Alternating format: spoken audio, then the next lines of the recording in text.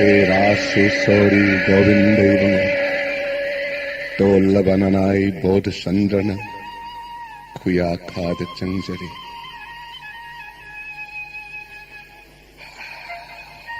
ए गौरहरी अय्या नंग लापतान यामन चारे Indian dominion गा अखोई गे चिठी सपनरिबा फाइल अदु याउरिबा नत्रा अमुक्ति यंगसी फगने अकबर हाइद्रीना असम गवर्नर ओइरिंगैदा इरक्खिबा चिठी अदु अमुक्ति यंगसी फगने अय्या सना मियेंग ताबिगद्रा लैजरे नंग हेक्ता पारा उनेसे dated 2nd August 1948 to His Highness Maharaja of Manipur. Another matter which I must refer to you at this stage is the appointment of the Dewan with effect from such date as the Popular Ministry takes office. The principal duty of your Dewan will be with respect to the watching of treaty obligations is between the state and the Indian Dominion. Our relations with the state and were previously conducted through the Dominion agent, and then on abolition of the agency through the Chief Minister will, under the new political context, be conducted through your Dewan. Madugi paukhum aina pikhibadu madusu amta paru. Again. To His Excellency, the Governor of Assam, regarding the appointment of a Dewan in the state, it is in any way an agent of your Excellency. Any officer may be appointed as your agent here. But in my considered opinion, it is not desirable that the Dewan should hold the office of the Chief Minister in addition, dated the 10th August 1948. Manipur asi taseng na maning makatam malaybak oire haibasi mayek seng na aina Bharat Sarkar da khanghan kraba maktada makhoina onthok pa prastab kaya hekta thangalai handak sok lising amaga chamapan nifumapan gi March tha horakpa sidagi makhogi irangsi mawong amay tawri gaurahari Again. tang kaya da haiba Assamgi Governor Sri Prakash Lakani haibadubu nangbu thaurang sem saba kadi loirabra Aigya, hauzik Mars tha simaki tang kungama thoida yorakani hai. Aidi mathang thadara haina khaluredna. Hoi. Sao Kraba Pradesh samagi khwaigi makok thongba karmachari nido. Ningthi jana swagat pinanaba nangna phajanaba siluko. Aigya, magi handaki khongchat sida मागे adviser नारी के रोस्टोन जी अदुगा भारत सरकार की joint secretary A के Chatterjee मखोय अहुम पुन्ना लाकनी हाइबा Telegram अमसु ngasi tabu yaurei मखोय अतैसु यारकदबो ओरे फै लाक्चसन गौरहरी अय्या हौजिक्की Assam governor Shri Prakash से थाइना Pabung sanakyagasु yamna chanaba marup oirambani aina isaktikna Benarasta lairik tamduna laibado Prakash ki manakta lairugan Aigya matamdudagi hauna aina mangonda baba kauduna adumak loinarakkani adubu haujikti hannagi mingau adu hongdoknaba taredana Aigya takpiriba sanaya thangdu achumba manni haujikti sirijusu ipa ipugi chanabi kaidana kangla men tongbiraga maning makha tamba Manipur rajya asigi raj singhasan da lengsin biriba maharaj ni Sirijuna Assam Governor dagi hantaba nattabanina sanaya thang takpibagum mingau hongdoknabana chumlagadra aigya. Maduda taredana. Aduga hauzik Assam Governor gi advisor oiriba Nari Rustamji haibado. Aikhoigi sanayaimagi marupnini. Anisuba lanjao hek loikibaga Indian Army gi captain oina Aikhoigi Priyoberta si Shillong da posting taringai matam maduda makhoi ani marup sanakibani. Karigumba Bharat ki lamjingba sing asina Manipuri sing asibu yokhatninglaba amadi Bharat amasung Manipur ase ekota oiba pamlagadi makhoigi maikaidagi thamoi sengba mityeng amadi chang Aigya. Sab manaba thak amatada Indian Army da leiminaramba mamanaba kaya asauba secretary gumba phamda namnamak promotion pikhabani aduga ekhoigi Priyobertabudi thagoina tawbikhidedo Ahoy aigya. Aikhoy asinadi Bharat ki lairiba jati mayam sidagi sakchu tonganba londasu mari amatta lainadaba kala sanskriti dasu makhoidagi thoido hendokpa ama laibasida makhoina aikhoibu tongana khanbagum uzai. Makhoigi puningda aikhoibu usip thawoide aduga tabaki matamdadi makhoina aikhoigi mangda lepsaba ngamjadi. Aduna kalakpagumba amasu yauri. Makhoigi asigumba lonchadasi lairiba makhaidi Bharat ka Manipur ga ekota thamba haibasi yagadaba mandi aigya. Handak makhoina Manipur da lakadawriba se isam samna koirakpadi mande kutniti gi phijang marunda rajniti gi lalong yingba lakpa malini aiti gaurahari Sanaya thang takpibagum mayengbam Ananda Mohan ADC ga aigasu khanajaramban. British ki phattaba loksingi para ningthina tamhauraba kangbunina pharaba paradu aurairibani. Luribadi aigya chiraba tanphamsida Manipur gi Congress si kangbuna chatharagliba irang mongsina laipaksi irang langhalle. Tasengna mitop miram gi yeknaba thengnabadi araibani. Iraipak iram damda khuraki ina lai sarakpa sini luribadi aigya. Achumne Layoi kraba ipa ipu singna thambiramba khubam kaya singak senduna ipa ipu singna dugi chatna pathap ngakna Manipuri ekhoina ining ikha tamba leibaki praja oina leibagi mahutta ireibaki saktam masi pumhong hongdok laga Manipur bu Bharat Sarkar da punsinnabagi ihawama leibak praja maratta Congresi kangbuna sagatlibase gaurahari aidi ngattaba ngamde Aigya. ngasi aina ibudau pakhang babu paletna Sri Govindabu manga thamdana wasake aina ngasi rasinghasan da phamlibase ras sakti adu khak pambadagi amadi ras bhok adu tang saningbadagi natte singmi tammi Iraiba ki praja singi ai phagani buhairabadi mikup pungja sumaktada ai ras singhasan thadok laga icham chamba praja ama oina leijakag Bodha sanraina ningthau khubam si thadok laga Narasingha bangsamaраktagi ningthau oiba ngamgadaba kanahagumbada ningthau khubam sinaraga Manipur Congress Party na lang lebi irang asi ngamthagani hairagadi ai ningthau khubam si thadok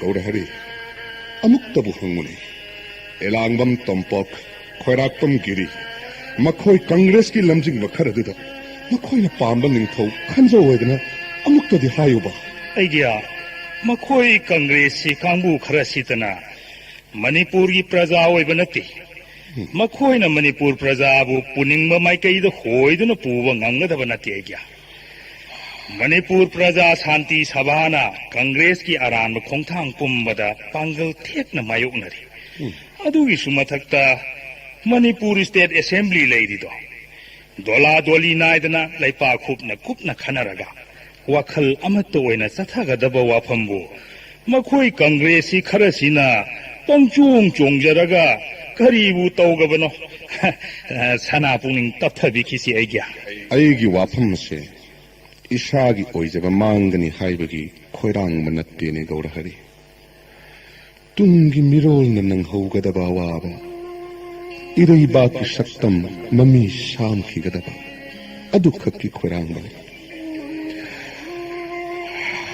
ꯐꯔꯦ ꯋꯥꯐꯝ ꯑꯁꯤ ꯊꯝꯈꯤꯁꯤ ꯁꯣꯛ 1994ꯒꯤ ꯑꯥꯒꯁꯠꯀꯤ ꯇꯥꯡ 10ꯗ ꯑꯩꯈꯣꯏꯅ Assam governor Akbar ꯍꯥꯏꯗ꯭ꯔꯤꯗ ꯏꯈꯤꯕ ꯆꯤꯊꯤ ꯑꯗꯨꯒꯤ ꯃꯇꯨꯡ ꯏꯟꯅꯗꯤ ꯏꯆꯝ ꯆꯝꯅ ꯌꯨꯝꯂꯣꯟꯅꯕ ꯂꯩꯕꯥꯛ ꯑꯅꯤꯒꯤ ꯃꯔꯤ ꯐꯒꯠꯅꯅꯕ ꯄꯣꯂꯤꯇꯤꯀꯦꯜ ꯑꯦꯖꯦꯟꯠ ꯑꯃ ꯃꯅꯤꯄꯨꯔꯗ ꯊꯝꯕꯒꯤ ꯋꯥꯐꯝ ꯈꯛꯇꯅꯤ ꯄꯣꯂꯤꯇꯤꯀꯦꯜ ꯑꯦꯖꯦꯟꯠ ꯑꯗꯨꯅ ꯂꯩꯕꯥꯛ ꯋꯥꯌꯦꯜꯗ ꯈꯨꯠ ꯆꯪꯕ ꯌꯥꯗꯕꯒꯤ ꯋꯥꯐꯝ ꯍꯥꯟꯅꯅ ꯐꯣꯡꯗꯣꯛꯈ꯭ꯔꯕꯅꯤ ꯑꯗꯨꯕꯨ ꯍꯟꯗꯛ ꯃꯔꯛ ꯑꯁꯤꯗ ꯚꯥꯔꯠ ꯁꯔꯀꯥꯔꯅ ꯊꯥꯡꯂꯛꯂꯤꯕ ꯈꯣꯡꯊꯥꯡ ꯑꯁꯤꯗꯤ ꯌꯥꯝꯅ ꯆꯦꯛꯁꯤꯟꯗꯕ ꯌꯥꯗꯕꯅꯤꯅꯦ ꯒꯧꯔꯍꯔꯤ Srijuna Sanapuningda Karimata Singnavigan Daigya.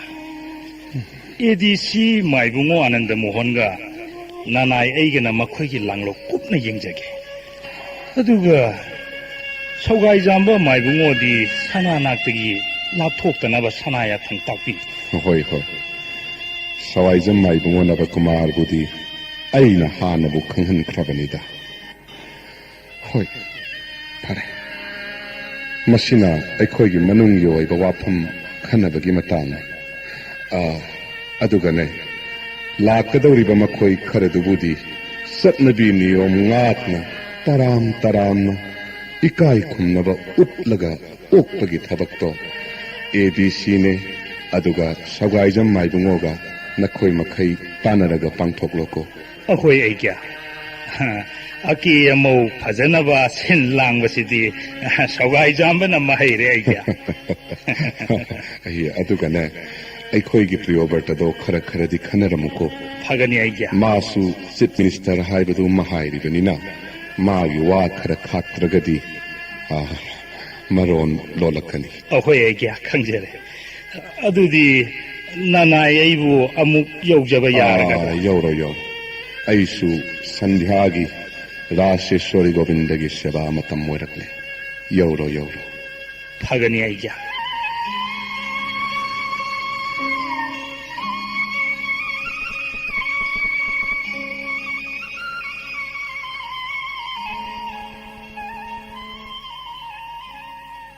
Nari Rustamji.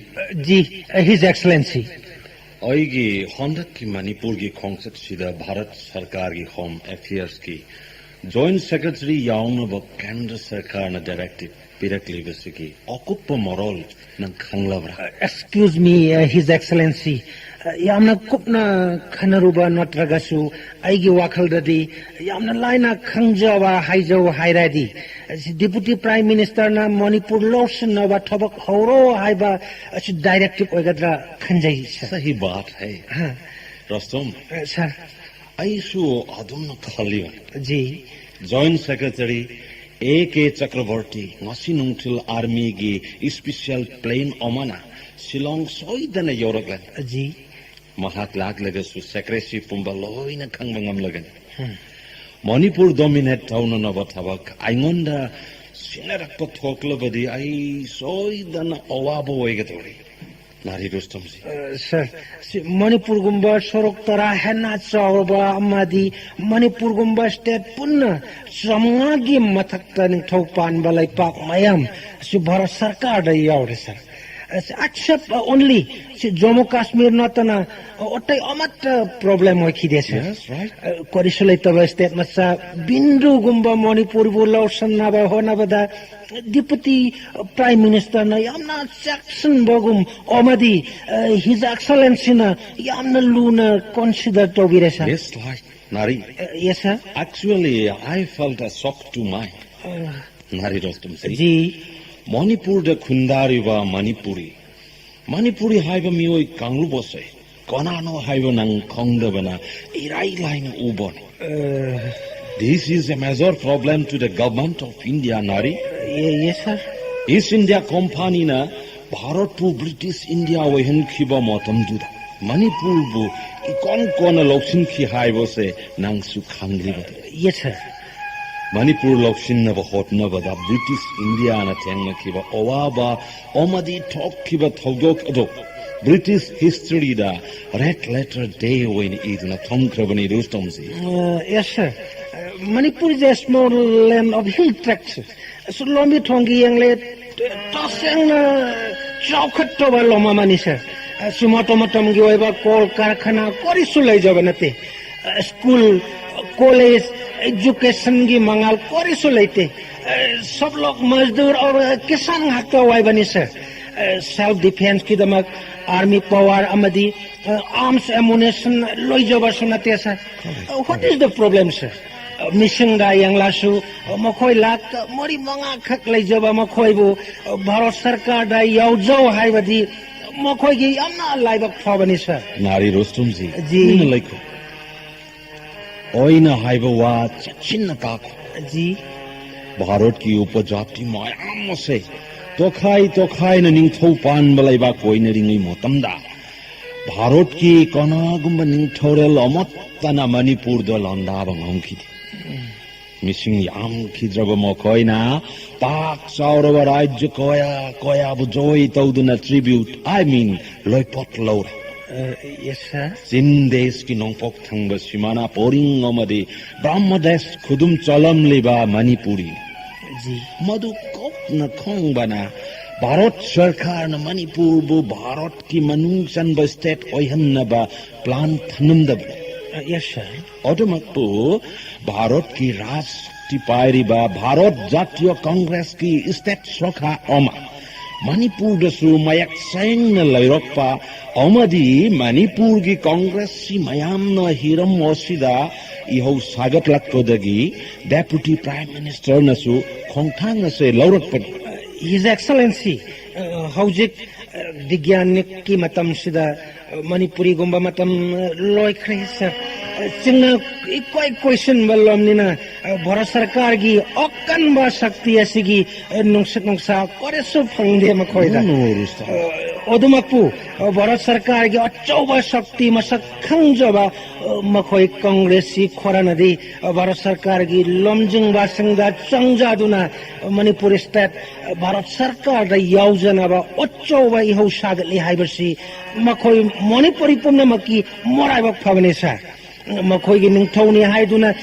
kayabo sio hai singo bano sa bharat sarkar gi akkan ba shakti asi aina manipur maharaj da kupna wari lijoraga kihlaga makhoi na dum han yaujage hairakani sa no na nari risamji nungaina tumdunu lairiba koida soina thinduna langna ruba tarabadi awaba nangloidubagi manam laite what अदुबु कई अदुना पामगदब मोचिंजा खरा पिजरगा तप्थ हल्लगा थेमदुना लांग फाक्तुना फाबदि ngomba yes sir British India की मसक नाइब साहेब मचा कर्मचारी कयाना खुदमोइना सर जेम्स जेफरी गुम्बो कयाना इंग्राजी लोन द इवल लाइरिक सिंगदा मणिपुरी सिंगबो सिंथा yes sir पृथ्वी की मियोइब खुदिंगात मियोइबोगी मनम लोइना चे अदुबु मणिपुर की मैतै सिंगदी मीगी मनम चेमदे मखोइना कोनादसु अरान बखत सत्ते मिनुंगसी चावी नॉकपी बहे अदुमकपु करिगुम्बा सिंगनरुब थोकलबदी थवाइगिदमक कंदुना तुमिन्ना लाइथोकपा हाइबा मियोइ कालुब नते his excellency si odumakpu hojikti manipuri sangarsi sarang manungda thomlaba kaigumle haiba yaisa chori talaba sio mapuk haplaba khongjaba phawba konna hona khongjaba ngamdraba kaigumbani haina khondok pirosa नटेरो समझी ji नुं आइगी वासिंग से खक काउगें yes sir हौजिक की मणिपुर महाराज बौद्ध चंद्र माना अंगांग ओरिंगे चोही तारा माथोई तारानिथोई सुरक पदोगी चही तारा तरुक तारा तरेत सुरक पफाउबा ओइगा बेनारस तक queen इपा इचागुम ले मिन्न रखी ji माबु पोकपा महाराज KCSICB सार चुराचान महाराज ओइगा चानरब मरुप अच्छा ओइना Kukna खोंगबदगी नंगोंदा ngasi tatliba wafamse nong kauganu nari rostamji जी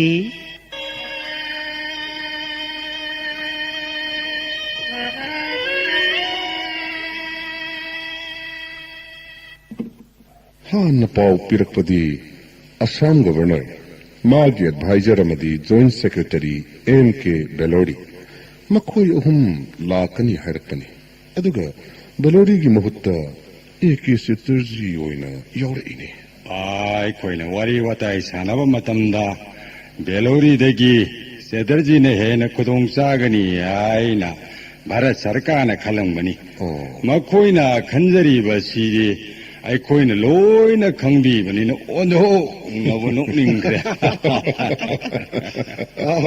ꯍꯣꯏ ꯍꯣꯏ ꯑꯗꯨꯕꯨ ꯁ꯭ꯔꯤꯖꯤꯠꯄꯨ ꯑꯩꯈꯣꯏꯒꯤ ꯄꯤꯐꯝ ꯊꯣꯛꯄ ꯔꯥꯖ ꯕꯦꯚꯥꯔ ꯑꯗꯨꯗꯤ ꯎꯠꯄꯤꯕ ꯍꯥꯏꯕꯗꯨꯅꯤꯗꯅ ꯍꯣꯏ ꯍꯣꯏ ꯍꯣꯏ ꯍꯣꯏ ꯑꯩꯈꯣꯏ ꯃꯥꯏꯕꯨꯡꯉꯣꯅ ꯍꯥꯏꯕꯒꯨꯝ ꯏꯔꯩꯕꯥꯛꯇ ꯂꯥꯛꯄ ꯍꯥꯏꯕꯗꯨ ꯊꯣꯛꯂꯕꯅꯤꯅ ꯑꯩꯅ ꯍꯥꯟꯅ ꯀꯧꯕ ꯇꯥꯔꯦꯗꯅ ꯁꯨꯝꯗꯧꯁꯤ ꯁ꯭ꯔꯤꯖꯤꯠꯄꯨ ꯃꯥꯏꯕꯨꯡꯉꯣ ꯐꯝꯐꯝꯒꯤ ꯕꯦꯚꯥꯔ ꯌꯦꯡꯕꯤꯔꯒ ꯁ꯭ꯔꯤꯖꯤꯠꯅ ꯒꯕꯔꯅꯔꯕꯨ ꯁ꯭ꯋꯥꯒꯠ ꯇꯧꯕꯤꯌꯨ ꯑꯩꯅ ꯃꯈꯣꯏꯒꯤ ꯖꯣꯏꯟꯠ ꯁꯦꯀ꯭ꯔꯦꯇꯔꯤꯕꯨ ꯔꯤꯁꯤꯞ ꯇꯧꯖꯒꯅꯤ ꯑꯗꯨꯗꯤ ꯒꯧꯔꯍꯔꯤ ꯅꯪꯅ ꯑꯦꯗꯚꯥꯏꯖꯔ ꯑꯁꯤꯕꯨ ꯁꯂꯥꯝ ꯇꯧꯅꯕ ꯇꯥꯔꯦꯅꯦ ꯍꯥ yoksilay mhoise. Good morning, His Excellency. Good morning, His Highness. Welcome, Chetarji.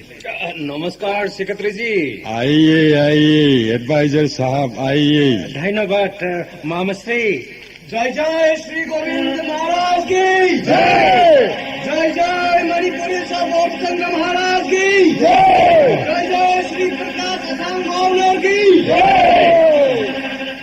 Shri Maharaj जी मणिपुर की प्रजा सिंह भाग्य लेरबा महाराज की जयध्वनि लावबदा श्री गोविंद करिगी यारे करिगी श्री गोविंदबु महाराज हायरे A.K. Chatterjee एगी ꯑꯩꯒꯤ ꯏꯔꯩꯕꯥꯛ ꯃꯅꯤꯄꯨꯔ ꯑꯁꯦ ꯑꯩꯅ ꯅꯤꯡꯊꯧ ꯑꯣꯏꯖꯕ ꯅꯠꯇꯦ శ్రీ ꯒꯣꯕꯤꯟꯗꯅ ꯑꯣꯏꯕꯤꯕꯅꯤ శ్రీ ꯒꯣꯕꯤꯟꯗꯒꯤ ꯊꯧꯖꯥꯜ ꯃꯤꯠꯌꯦꯡ ꯈꯥꯗ ꯑꯩꯅ ꯂꯩꯕꯥꯛ ꯑꯗꯨꯛ ꯉꯥꯛꯆꯕ ꯈꯛꯇꯅꯤ ꯃꯔꯝ ꯑꯁꯤꯅ ꯊꯕꯛ ꯊꯧꯔꯝ ꯄꯨꯝꯕ ꯑꯩꯈꯣꯏꯒꯤꯗꯤ శ్రీ ꯒꯣꯕꯤꯟꯗꯅ ꯃꯥꯡ ꯊꯥꯕ ꯍꯥꯏꯕꯁꯦ ꯏꯃꯥꯡꯗ ꯔꯥꯖ ꯁꯤꯡꯍꯥꯁꯟ ꯐꯝꯕꯤꯔꯝꯕ ꯅꯤꯡꯊꯧꯔꯣꯜ ꯏꯄꯥ ꯏꯄꯨ ꯍꯥꯛꯇꯛꯇꯒꯤ ꯆꯠꯅꯔꯛꯂꯕ ꯆꯠꯅꯕꯤꯅꯤ जॉइंट सेक्रेटरिया साहेबना मणिपुरदा लाक्पीबसी हंदकना अहानबा खोंजनी सेक्रेटरी साहेबना अखोइगे चिंगलेबाग असिबु नुंगाइबिदबरो नाना मामश्री मणिपुर और बंगाली एको धर्मो एको सभ्यता होवे actually I love Manipuri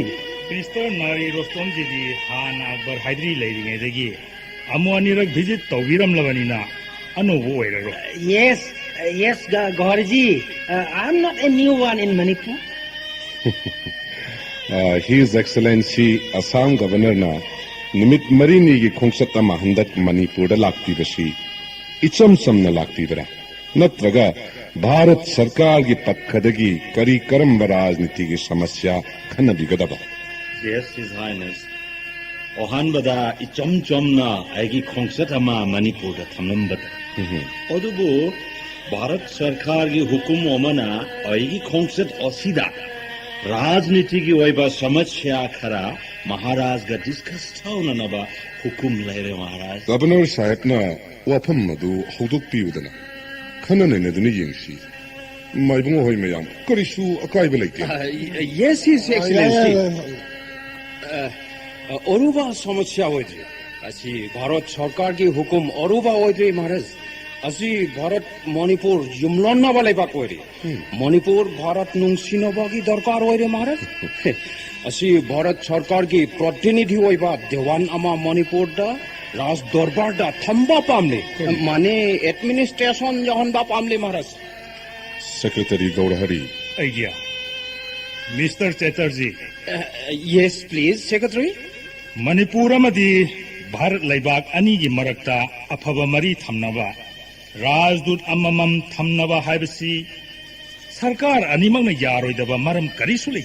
yes right Bharat सरकार की प्रतिनिधि ओइना मणिपुर थमगे हाइना प्रस्ताव तौबिरिबसी देवाला नत्रगा एजेन नमर No, Gauri ji, you cannot convince. Are, Gauri, political agent or Dewan, so Omata or Kori Kenare. Advisor साहेब पोलिटिकल एजेंट हायरगदी इसम समना पंगलै लेबा लेबाक वायेंदा खुद थिंजिल्लक यादबा हायबने अदुगा मणिपुर राज दरबार देवान हायरक तारगदी महागदु प्रधानमंत्री नत्रगा चीफ मिनिस्टर हायबगा अर्थ चप मानफम थोय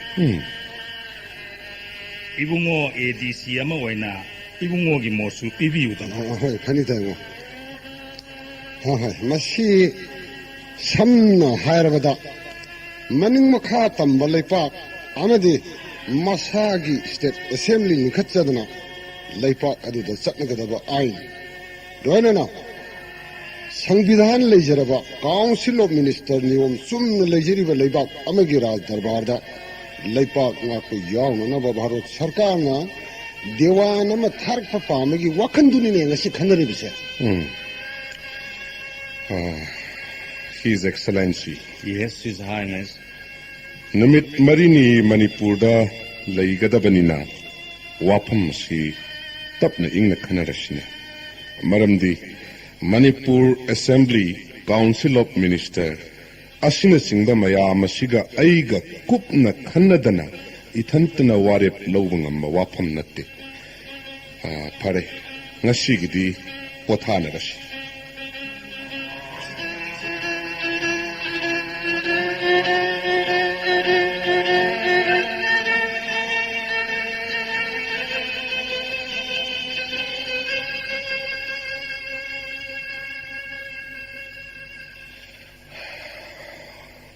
Sorry. Ayya, sanaya thang takpiyo.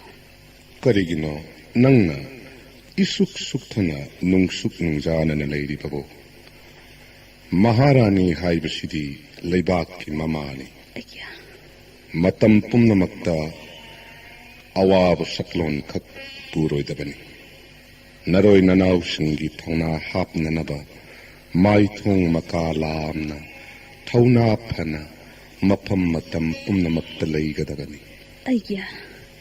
Nanay gi thamoida akiba awaba wakhana nanay aibu nungbang nahanba natsadi. Hausik oiriba laybak irang ase karam na laikhay tahanba yagadagi kanjarambani ayya. Ishwari, Ayya, nangi pirep adumak, Narsingha bangsagi lay malutsingdi amagi satsaba pirepni. Yengu Ishwari. ayya. Bharat ki tongan balaybak singda pan ki baning thau kayana. Makoy bu ningsing lakna na bagi thauram ni khanduna. Chaura ba pura dalan kaya saramba. Masagi murti saraga thamlamba. Masi chatnabini. Adu. Makoy saktam sing adudi. Matam gi chelda tek kai kraga.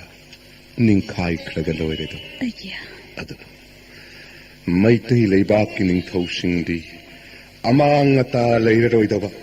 Maribak ningbagi nungsi raba thogdok kaya thambiram libanita.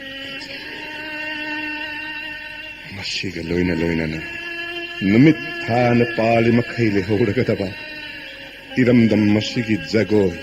Ishay kalagi khudol kaya na. Ningsing khudol loina thambiram lida. ayya. Aisu makoy kaya adugi macha masuni. Nang suni laymalin thoy ngambigam maitai laymalusing masingi saktam ngakadabani. Ayya, taru tananing thijaraba prithvi gi miyoiba zati na tamjaningay oiraba maitraba ki phajaraba langakra. Akawbagi ironungda lang thakhinaba ithilla siboi iraibak masa kharagi thamoida karamna lakliba. Kaya ngakraba wapamno. Iraibak praja marakta puksin khojin tinadaba tanja urakpadagi hausikti. Bharat Sarkarnasu Manipurbu Bharatta punsinnaba akanba mikyang sanglaklagani ay Summi Maharani nang nakhallibadu. Manipur gi Kongresi mayam masina कन्न इरांग होबसिना हान करिसु खलमदब भारत सरकार नसु खुद थारकदौरी खंद्रे Lurie तौगदबसे ए गौरहरी लाओ चंग नंदी करोमदगिनो करी तौरे Gaurhari idea नारी रोस्तोम जी अदुवो सनाचोरन खुरुमजगे लाक्सरी हाँ होय होय होय चंगहलो फगनी आइडिया ꯂꯩꯕꯥꯛ ꯑꯃꯒꯤ ꯃꯍꯥꯔꯥꯖ ꯎꯅꯖꯒꯦ ꯍꯥꯏꯕ ꯋꯥꯐꯝꯁꯤꯕꯨ ꯔꯥꯖ ꯗꯔꯕꯥꯔꯗ ꯅꯠꯇ꯭ꯔꯒ ꯑꯌꯨꯛ ꯅꯨꯡꯊꯤꯜꯗꯁꯨ ꯅꯠꯇꯅ ꯑꯣꯟꯊꯣꯛꯅ ꯊꯋꯥꯏ ꯎꯁꯤꯠꯈꯤꯗ꯭ꯔꯦꯗ तपथौ महारानी मखोईगी हौनबीनी हुरान लमसत हुरा लाना चिरोल चंगबा सिथब हैबा कुटनीति सानबा हैख्रब कांगबोनी एडवाइजर मणिपुर की राजबारीदा मणिपुर की महाराज दा संजरक ओइरबदी जाति असिगी सनबी ngakkadabani लैताना प्रणाम तौगदबनी मतुंगदा महाराज की याथंग फंजरगा फमफम अमदा फंगदबनी नंग असौब प्रदेश अमगी गवर्नर अमगी एडवाइजर अदु मफम मसिसु मनिंग मखा तंब लैबाक अमगी महाराज की कक्कनी नंग खंग सॉरी माफ कीजिएगा महारानी जी ओइना यामना सोमना खोंजोबा चनी राज देवार हाइबसिबु तिसम समदयावरा महाराज जी आइना प्रणाम कच्चरी यारे नारी जी फमजो जी महाराज चुमना लाक्रा नत्रगा करी हाइनिंग बलैबा जी हाँ गुप्त कथा खोर महाराज दा डिस्कोस पामले महाराज हाँ ओ महारानी नखोई लोइन मपान द थोकनो कनासु लैत्रे रुस्तम जी हायो करी वाफम महाराज जी भारत सरकार असि हौजिक मपांगल यामना कल्लबा उपदेश समा ओइरे मणिपुर यावदना निंथौ पानबलाय पाक राज्य चमंगागा यांखै हुमदोयना पुनलागा सेमले एशिया महादेशवासिदा भारत कुमकन उपदेश तांगले महाराजी सुन्नी नारी रुस्तम जी नरई बात नरमदम की मतिक मगुन सक सोन बहाइबसी देशवासी खुदिंगी नथोन हायो मखा हायो तागी महाराजी ओसी हौजिक पृथ्वी पुंबा गणतंत्र पुरकनबा अक्कनबा थबक पाइखनरे महाराजी मणिपुर सु भारत तयावरगा गणतंत्र से पलैपाक ओरेगादी महाराज की ओमादी मियाम की आमना अफब ओइगनी महाराजी नारी जी मणिपुर बु गणतंत्र सत्य हाइबसिदी कनान नंगोंदा हाय जी नखोई भारत बासी सिंह गणतंत्र के ममिंग फाव ताजद्रिंगैदगी एखोई मणिपुरी सिंह गणतंत्र सत्तमियोई कांगरुप ओइदुना अदमक लाग अदुबु लाइबक थीबदी सही खर ब्रिटिश शासन ओइरिंगै मतम मदुदा अंगौब जाति मखोई नत्तन मखोई की कर्मचारी ओइब भारतवासी कया मणिपुर लेरमखी मखोई मयाम अदुगी चैथेंगना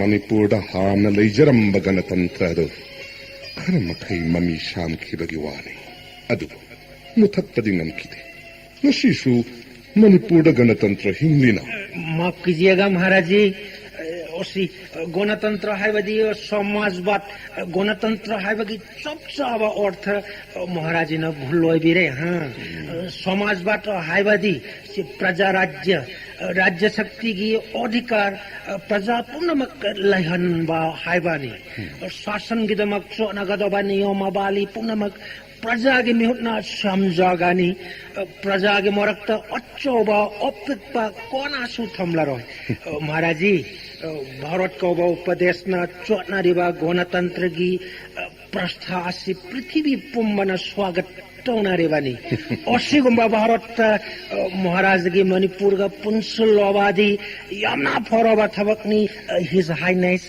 एडवाइजर नारी जी सही मसिंग थिंगमद्रब मतमगी ममांगदगी अखोई मणिपुरी सिंह चटनरक्लिब गणतंत्र असिदी मियोई अखोइना सेमजब नत्ते महौसा लाइरेंबिना थंबिरमलब खुदौनी ꯂꯩꯕꯥꯛꯀꯤ ꯅꯤꯡꯊꯧ ꯑꯣꯏꯅ ꯔꯥꯖ ꯁꯤꯡꯍꯥꯁꯟ ꯐꯝꯂꯤꯕ ꯏꯁꯥꯃꯛ ꯑꯩ ꯏꯁꯥꯒꯤ ꯂꯩꯀꯣꯜꯗ ꯆꯪꯂꯒ ꯂꯩꯈꯣꯡ ꯁꯣꯝꯖꯩ, ꯂꯩ ꯄꯥꯝꯕꯤꯁꯤꯡꯗ ꯏꯁꯤꯡ ꯆꯥꯏꯖꯩ꯫ ꯏꯈꯥ ꯊꯥꯕ ꯑꯉꯝ ꯃꯊꯧ ꯃꯌꯥꯝ ꯄꯨꯝꯅꯃꯛ ꯑꯁꯦ ꯐꯝꯒꯤ ꯃꯈꯥ ꯄꯣꯟꯅ ꯕꯦꯚꯥꯔ ꯊꯝꯅꯗꯦ, ꯆꯍꯤꯒꯤ ꯃꯈꯥ ꯄꯣꯟꯅ ꯆꯍꯤꯒꯤ ꯃꯇꯨꯡ ꯏꯟꯅ ꯕꯦꯚꯥꯔ ꯊꯝꯕ ꯃꯅꯤꯄꯨꯔꯗ ꯆꯠꯂꯤ꯫ ꯃꯅꯤꯄꯨꯔꯤ ꯈꯨꯗꯤꯡꯃꯛ ꯁꯤꯟꯃꯤꯁꯨ ꯑꯣꯏꯒꯅꯤ, ꯂꯧꯃꯤꯁꯨ ꯑꯣꯏꯒꯅꯤ, ꯂꯥꯟꯃꯤꯁꯨ ꯑꯣꯏꯒꯅꯤ, ꯑꯉꯝ ꯃꯊꯧꯁꯨ ꯑꯣꯏꯒꯅꯤ꯫ ꯑꯗꯨꯕꯨ ꯅꯈꯣꯏ ꯚꯥꯔꯠ ꯚꯥꯁꯤꯅ ꯆꯠꯅꯔꯤꯕ ꯒꯅꯇꯟꯇ꯭ꯔ ꯑꯗꯨꯗꯤ ꯅꯁꯥꯒꯤ ꯑꯄꯥꯝꯕ ꯐꯣꯡꯗꯣꯛꯆꯕ ꯃꯇꯝꯗ ꯐꯥꯎꯕ ꯃꯤ ꯈꯪꯍꯟ ꯎꯍꯟꯗꯅ ꯂꯣꯟꯅ ꯊꯨꯞꯅ ꯑꯄꯥꯝꯕꯗꯨ ꯐꯣꯡꯗꯣꯛꯂꯔꯤ꯫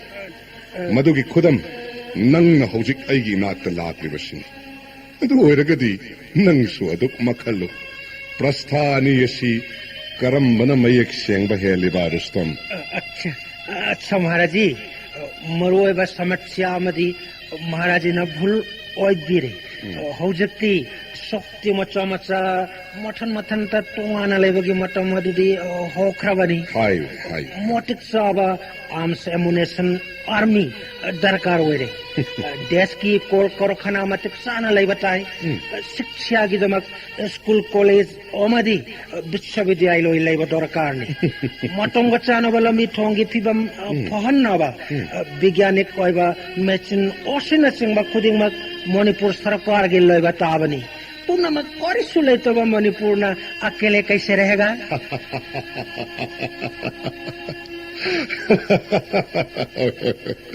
होय नारी रुस्तम जी खन्नबा तारेदना हा।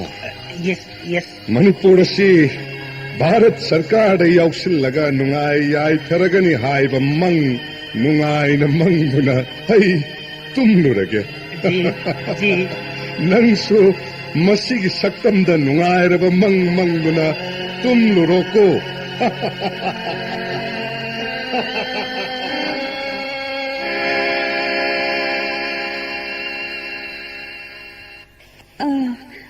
ꯃꯌꯦꯡꯕ ꯃꯥꯏꯕꯨꯡꯉꯣꯒ ꯁꯧꯒꯥꯏꯖ ꯃꯥꯏꯕꯨꯡꯉꯣꯒ ꯑꯍꯜ ꯑꯅꯤꯅ ꯆꯤꯛꯅ ꯈꯟꯅꯕꯤꯔꯝꯂꯤꯕꯁꯤꯕꯨ ꯑꯩꯁꯨ ꯈꯪꯖꯅꯤꯡꯈ꯭ꯔꯦꯗ꯫ 이베마 숨도군이 말하니 이베마 ngasi si 시리즈키 세크레터리다 아삼 가버너더기 시티마라 이하이부금 따위 와팜도 강제는라 시리즈가 우는시라이나 좀 칸아저럽니다.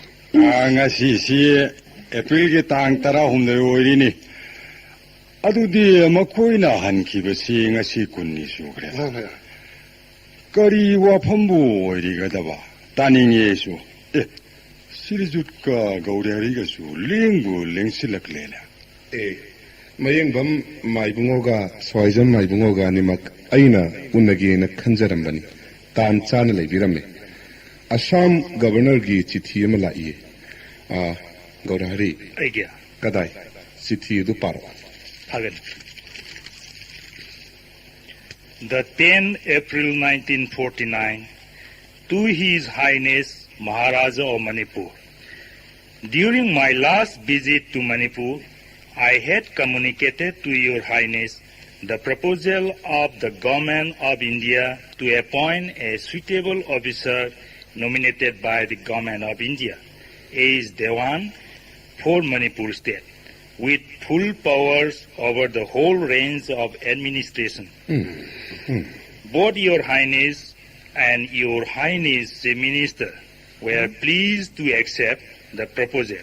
The Government of India have now decided to appoint Major General Rawal Amar Singh as the Dewan of Manipur state.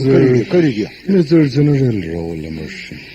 The Dewan would be assisted by the Major Bob Khating, the tribal minister of Manipur, as far as tribal affairs were concerned. The administration of Manipur shall be carried on under the general superintendent's guidance and control of the Dewan. The Dewan shall have the right, either on his own initiative or on representation being made to him in this behalf, to call for papers from any of the departments and pass such order as he may consider fit and proper on them, in consultation with the minister concerned. makha fa masi yani The Dewan shall hold charge of the profilius of law and order, administration of the hill tracts, state force, and relations with the government of India. The distribution of profilius shall be subjected to confirmation by the Dewan. Sri Prakash, Governor of Assam, Shillong. adudi srijitpu tagwa kwa ahoy masida makoina hairibu wa sinadi manipur si bharat sarkar da tangkhai ama pulle haibu sukai diri asam governor gi wafam sida aikoina yare haiba targadi manipur assembly gi chief minister si maning toina leba tarkaduri si karino makhoi mawong sibo manipur gi lengak lomda makhoi yaushillakpagi wafamdi ai ayaba pikiba leite makhoi mawong sidi matam amagi East India Company gi nomuna admak hekta satharena ahoy adudi kari kamdawshi haiba mayam amta khanabiyo leipa ki oil hak ipi pi daba pi ba bharat sarkar gi ejenama manipur da thamba haibadudi aikoi su aya pithokre madugi tanja lauraga makoina lam khangtak hek takselakpa sidi matang sida manipur da rawal amar singh tharakpa yadri hairuraga su yamna phajadaba haibidi koi haina ki ngakta tagadori ne siriju hoi lepna kraba wafam nina Raul Lamar Singh do lakcharasan thama nidang leihallaga aching batanjang airaga yam thuna halan kiba maduda taredana makhoina Shillong da hangadaba nongma watlingaida Manipur gi congresi lusinga singa yam chitna unakibani masi punamak ase Manipur Congress Party na sanaba kumai naktani Sriju Sanaya Thang Takpibagum. Pare, Ama Raul Singh du lake lakcharasan. Mana karigi maning makha pangtam tamgabano. Mawong cha da saroi daba oirabadi sat khro nangi darkar oidri hairga loireda. Kari haibagi ananda moha. aduda tare maduda taidina leibaki angam mathau ahal laman ngakta lengsinbiri aduga sirjutsu lengsinbiri tawbamakti handaki wafamse ai khanjaba amatang haijau takpiragadi wafam amatadi haijaningi Maharani hayo hayo nangna kari khaliba makhoi akaknaba tang piduna ngamba makai thuna thabak pairanaba Amar Singh soidana tharaklagani yaragadi Amar Singh tharakpa matam khara tapthakho Manipur Assembly gi warep ama khana laukigani haina thingbi hobada kari kaibagi Sorry ayya Council of Minister ga Sri Prakash Masaga yanakrabani hairiga wafamdo haujikti yarara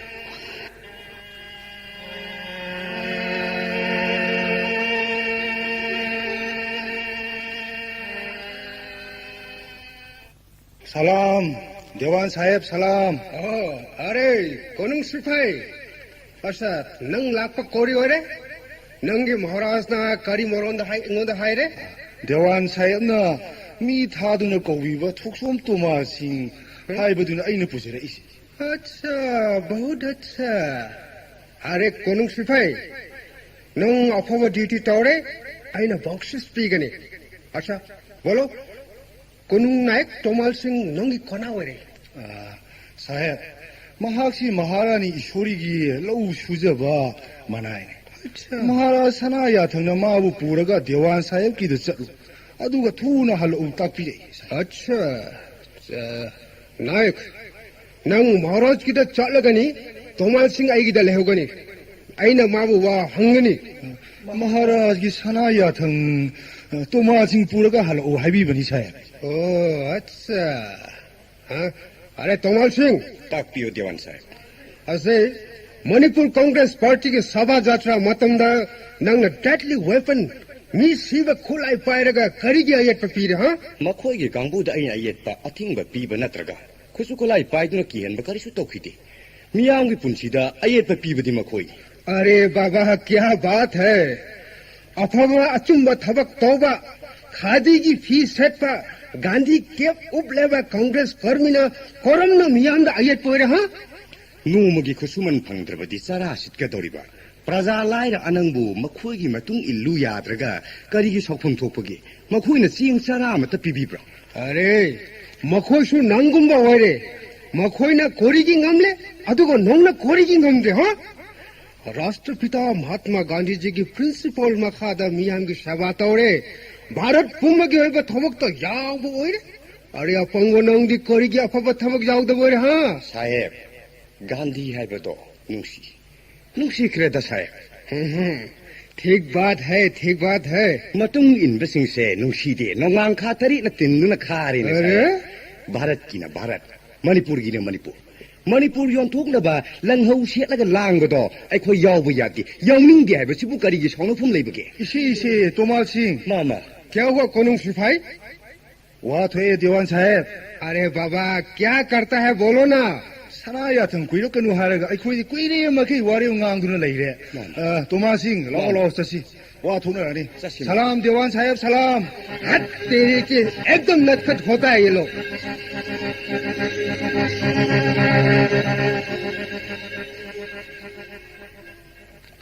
Hey, Mr. Gohari, 1949 की अप्रैल तांग तरा निपांदा मणिपुर दा state की देवान ओइना लायरक पदगी ह्यू गोहरी Radha Mohan and नव कुमार नकोय अहुम कोरिगी मासु यामना डिसओबीडिएंट ओइरे हां आइगी अयाबा यावदना नकोयना नोनिंग तमना करिगी थबक तौरे हां मरम हायरो अमराव सिंह यस योंगना लौमपु तान बहाइबु मणिपुर सिददि सनदि अच्छा अखोइसे नंगी नखादा लैबा कर्मचारी नते मणिपुरेश्वर महाराज की हुकुम मखादा लैबा गाक्तन महाराज की हुकुम न लैपाक प्रजा की दमक पांथो हाइबा खुदिंगमाक पांथोकपा इथौने नंगना पामलिबा थबक सिंग अदुदि मणिपुर गा चानदबा थबक गाक्तनि रोल नंबर सिंह इरैपा की याइफनबा थबक तौबसिबु नंगना सौफम थोक्रो अरे गोहरी नंग यू ठगलगा अंगाव मीगा चप मानरे मुन्ना तारो अइवा हाइगे अइना मणिपुर दा लाखपा एप्रिल गी तांग तरा निपाने हौजिक सेप्टेम्बर था हौरकले हौजिक फावदा मणिपुर गी सक्तम कया यामना अवन बलैरे हां मणिपुर दा मितोप चांगलपगी अथिंग लैरंबा नंगना लैहंद्रे इम्फाल शहर की मयोन ओइबा मफमदा नंगना नन मणिपुरी कयादा लम कया पिथोगले इम्फाल की कैथेल सिंगदा सा सन हालगा योनबा अथिंग लैबदु नंगना यहन्नबा होनरी महाराज की मायोक्त फोंगना लेप कांग्रेसी मयांगा तोइना उनदुना मखोई पुमिंग थौगतुना लैबाकसिदा इरांग सागतनबा होनरी मसी पुम्नमक्सिदा नंग लाकपदगी मणिपुर की अवोनबा अहोंगबा हाइबदे नो गोहरी नखोई मणिपुरी सिंग से मखोई खरा तमक असिंगबा मी होरे नखोई पुम्नमक अपंग मी होरे को भारत की अचौबा चौखटपा अतई मफमदा ओइरिबा चौखट खोंथांगदा नखोसु यावजनाबा आइना मणिपुरी वांगमदगी मी कौबबु नंगने लाना लौरे गोहरी अच्छे तारो गोहरी नखोई की महाराज दी ओनली द नॉमिनल हेड हाइबदु ओइरबनी नखोई की मणिपुर की सुप्रीम पावर दी आइने ओइरबनी पाइरबनी नंग खंगरे मिस्टर रावल अमर सिंह यस नंग इसम चंबा भारत सरकार की मिहुट अम ओइना लैजबतनी नंग असुक यामना अहियपा साबगी मथौ तादे नंग हौजमक महाराज की नाक लांगना बसेम साव महाराज की अथंग नंग कौरी हई चले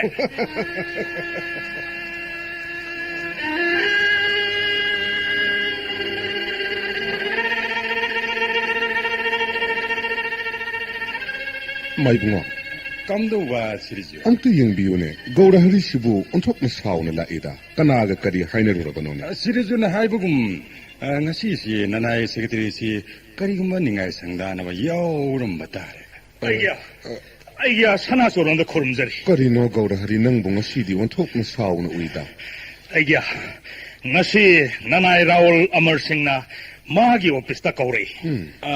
마수 아서와 디와니 하이드나 거우리버니네. 하요 하요 아두가 그대로라봐 nanai aiga maga ngasidi hainaba honaba hainajare. Mana haibabu Sirijuti nominal head oire.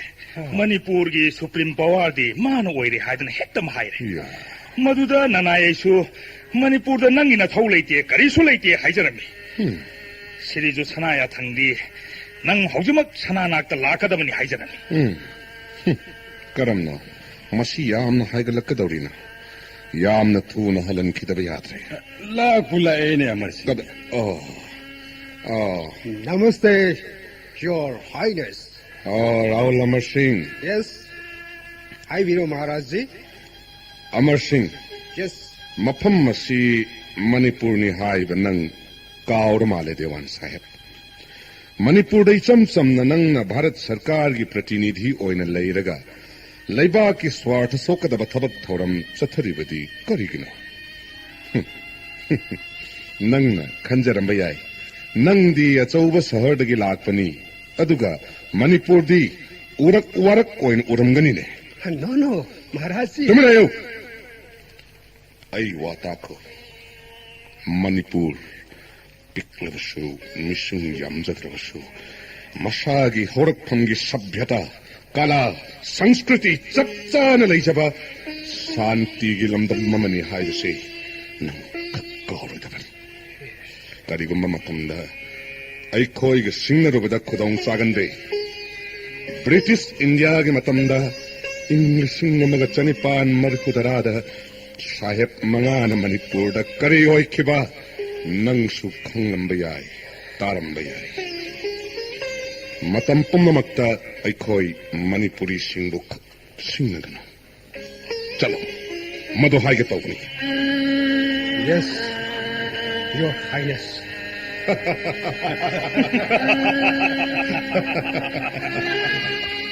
Gaurhari Idea. ngasi September ki tang tara natra Mani idea. sumdausi tang tara taruksi Shillong sasi Idea. governor unasi aduga Raul Amar Singh lokthok hinabawa ngangnarusi Pagani idea.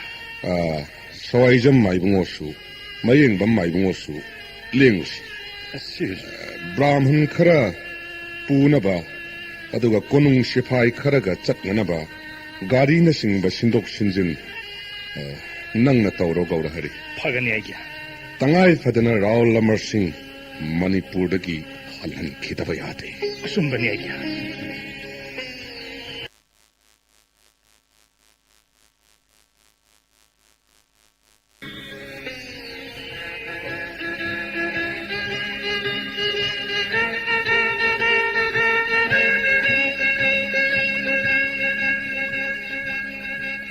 Ayah, handaki silongi khongset lasibu nanai aisu sana thaugan yauzaba yaroidra. Maharani handak aina Shillong satkadawriba khongsat asi kuina palakkadaba natte tanna halakkadaban adugi sumathakta handaki khongtham asi shanti oigadaba mande aduna nang yaubada kaya nungairaroine adugi sumathakta haujik oiriba leibaki phibam mawong asida nangsu oisu aikhoi aningmak konung thadokpadi sum loine ishori Ayah, silongi Redland Raspberry da yamna nungai birugani. Nungai bado aisu yauzagi khanduna sana zoronda hangat sabana sadi. Pibam tanja sida sana thaugan thadok saningde. Assam governor ga sirjut ga singnaga dauriba thaurido paiba. Nanaisu yauzagi ayah. Ishwari Maharani ni haiduna lairiba tayese laibaki irang pomit khangbi mapi mapawoi bangamgadabi amattasu yaudreda luraba tanpham masida laibaki mama sakna nangna aigi ihut sinna loisang mayam sigi bhar puramgadabani Ayah.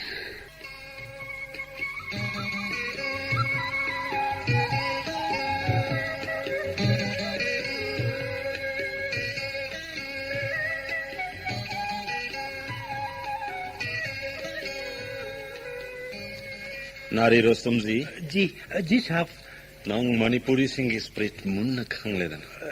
Ji Makoibu phongna khak singna bataugan. Around the policy program da Makoibu kudum sangataban. Amar Raul Singhi Mathakta Maharaj Bodha Chandra pain the Soidana Layramgani. Manipur Maharaj na Aibu Unabalakani Haina Kangalakli Basay. Maharaj Silongi Damak Manipur Tadok Rehai Basay. Message Pirakli. Sir ओदी contact अमत फंगबले ट्रे his excellency Raul Amar Singh the message Pangbaga Aina State Home Ministry ge advisor VP Menon ga contact taunaduna Manipur merger ge discussed. Kendra ge apambadi Manipur Maharaj na Shillong Thadok Tringaida merger agreement sahi tawhanba. Tawhanlamba haibas. Haujuma kai hak Bombay da Deputy Prime Minister contact tauruna by instruction pirakle. M.K. Bhalodi, A.K. Chatterjee, Makoyani Su Shillong that again. Manipur महाराज ना his excellency की appointment पाम्ब की ओक्कुपमरम कोरिवरे sir Present political situation Kanagani Haiwan Otana Otai Hide. ADC ki Mofumda, confidential Kara Maharaj Gidamak Sinaram Laga, Aikoi Bombay Chatsi.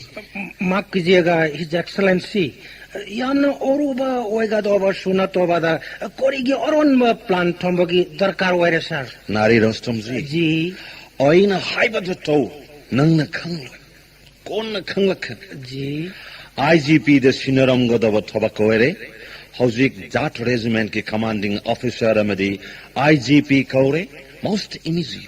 जी साहब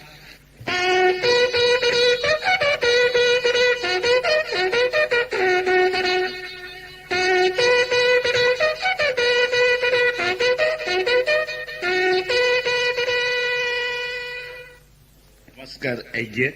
Das Gupta, nang Sulairamidana. हाँ आइए अरे सेक्रेटरी जी नमस्ते नमस्ते गुप्ता जी अरे मामा जी एडीसी साहेब मरुएबा पात्रोपंबा लोइना उनरे आमी खूब बाड़ा से दास गुप्ता जी उनरोइद्रा खंदुना अखोइदी कया नुंगाइरु नाना एडीसी साहेब खौरांग श्रीजितपु ngaiduna कोइना रेडलैंड राजबारी त लैरे Das Gupta, आइए Karigino, Jat Regiment ki Sifai Mayam, Assam Police na Singba, Asukiyam na Razbari the Lady Bashi. अवश्य आइए श्रीजुत की मोटिक साव सम्मान पीनव गार्ड ऑफ ऑनर पीनव हिज एक्सेलेंसी के आकन बहुकुम पीरे ने आइए Oh, Are Mada Makoy Mayam, Wahan Nanava Tabaknini.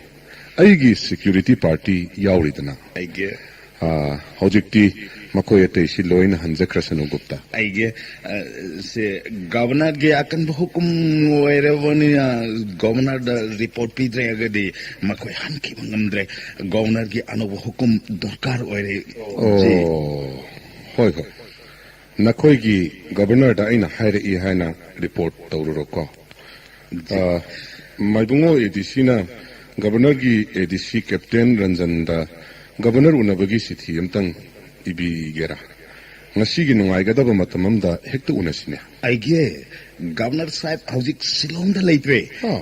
ADC Ranjan गा खनरब तुंगा अपॉइंटमेंट की फिबम मतम लेपना अफब ओइरेनी जी Kari Haba Gupta. Governor Lake Haba. जी Ai Lakani Kanglaba Maktada Kadai the Sakriba. जी इंडिया गवर्नमेंट की इमरजेंसी कॉल ओइ बताई आइए Emergency call. ಅದು ओइरेगिसु करिसु चिंता ओइबेगी दरकार ओइद्रे स्पेशल प्लान काल के सोकाल बेला गवर्नर सोइदन लाके निजी Hoi Hoi. Tangai Padabale Rabadi. Ngai Tok Ngai Sin Tona Bahai Badunine.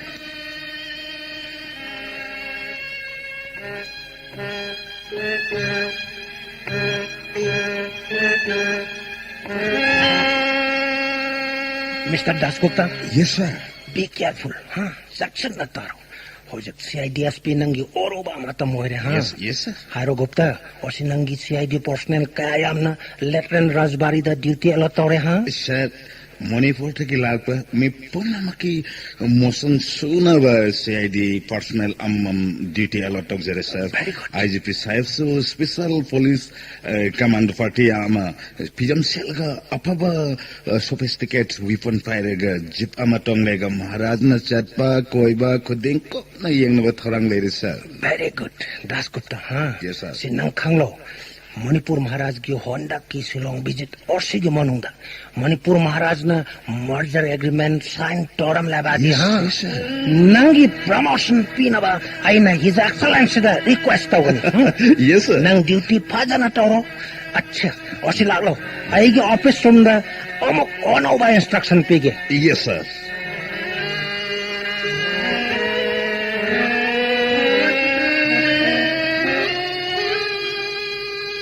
Ngasidi Governor unadringay mamangda ngahaktang bulam tuyeng duna koithok lusidana maibungo. 하이버금라더나 감전들은 레이버시다 학생지 이름 맥름 터래 학생 대카나 뭐 학등부 꿀통루시잖아. Governor unagadaba matamdi pung mapan hainabanito. Hojik sibu pung nipan karadamak heline matam si panasang na laydida. Adudi Gaurahari Aigya, laudana ngahak koithok usi. Pagani Aigya. Gaurahari ngasisi tang taranipan. Ay di tang taranipan si untok na pakna khidrabanida. Aigya, karigi pagnaroidagi Aigya, Govinda na sandi ganida.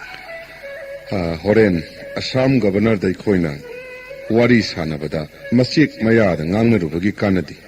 Mayik ta tap hekta ngangnasiko. Aigya, makoida haiba wafam pumnamaksi tasin nadaba, kangsin nadaba yamna hekta haikre Aigya. Wazao thoktriba makai tagandaba kangbu oina uzei. 하나기 거버너 아과르 하이드리 하이베두디 짬짬이 시리 프라카세 시디 미타루 크라바 강나 사나바 와 크라바 미타 오이나수 마타우리네 Mana mi pangluludana kaidurugadagine. Wa haibabu kashulaitese. Manipurdagi Raul Lamar Singh bulok thok tabayadi. Loirene. Government house di yobi yorene.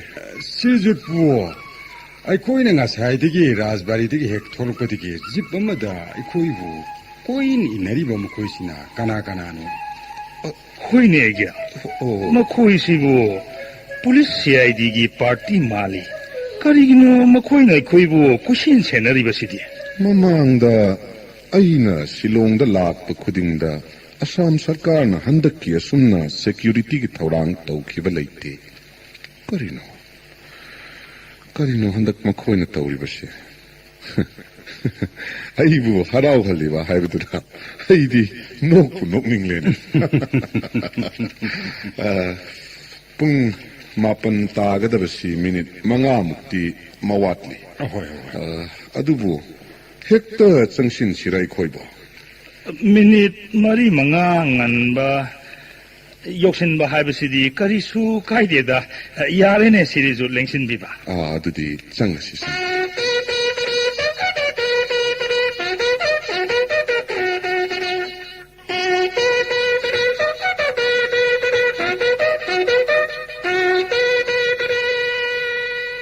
Nari Rustam ji, जी साहब Manipur Maharaj Zamadi Magi party matam jana tunglare. Ai diridi oi hodre bari sample. माफ कीजिएगा साहब उसमें कोई ना his excellency वो गाइदुना कम से कम 1 घंटा खरा तो वह करे सुकाई दे सर No, Nari. जी In any case, in time oi bai palm. Adu unluckily nasidi oi try. जी Well, oi wa haigetar. Yes sir Krishnamurti secretary ga oi ga Maharaj gi party ga oi gi office ta famduna primary discussion hoge ne. Yes sir Nang na Goharibu atopakada puraga merger agreement ado utkodo. माफ कीजिएगा जी ऐसे महाराज दा हाना वहन बनतना हाना गोहारी दा खंगन बगी कोरी दरकार वरे sir No, you cannot convince what I say. जी Non kongre. You are too fool. Kangonare. जी Gohari is the brain of Bodhchandra.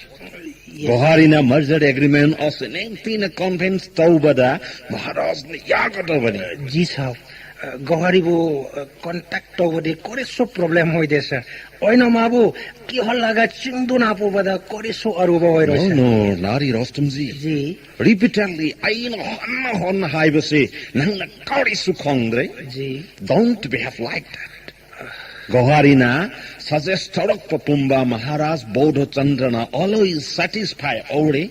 yes Anyway, Nong na Goharibu Yana Nushina Tamduna Mojorose Pamhanaba Paswat Toraga Yohan Gadobani.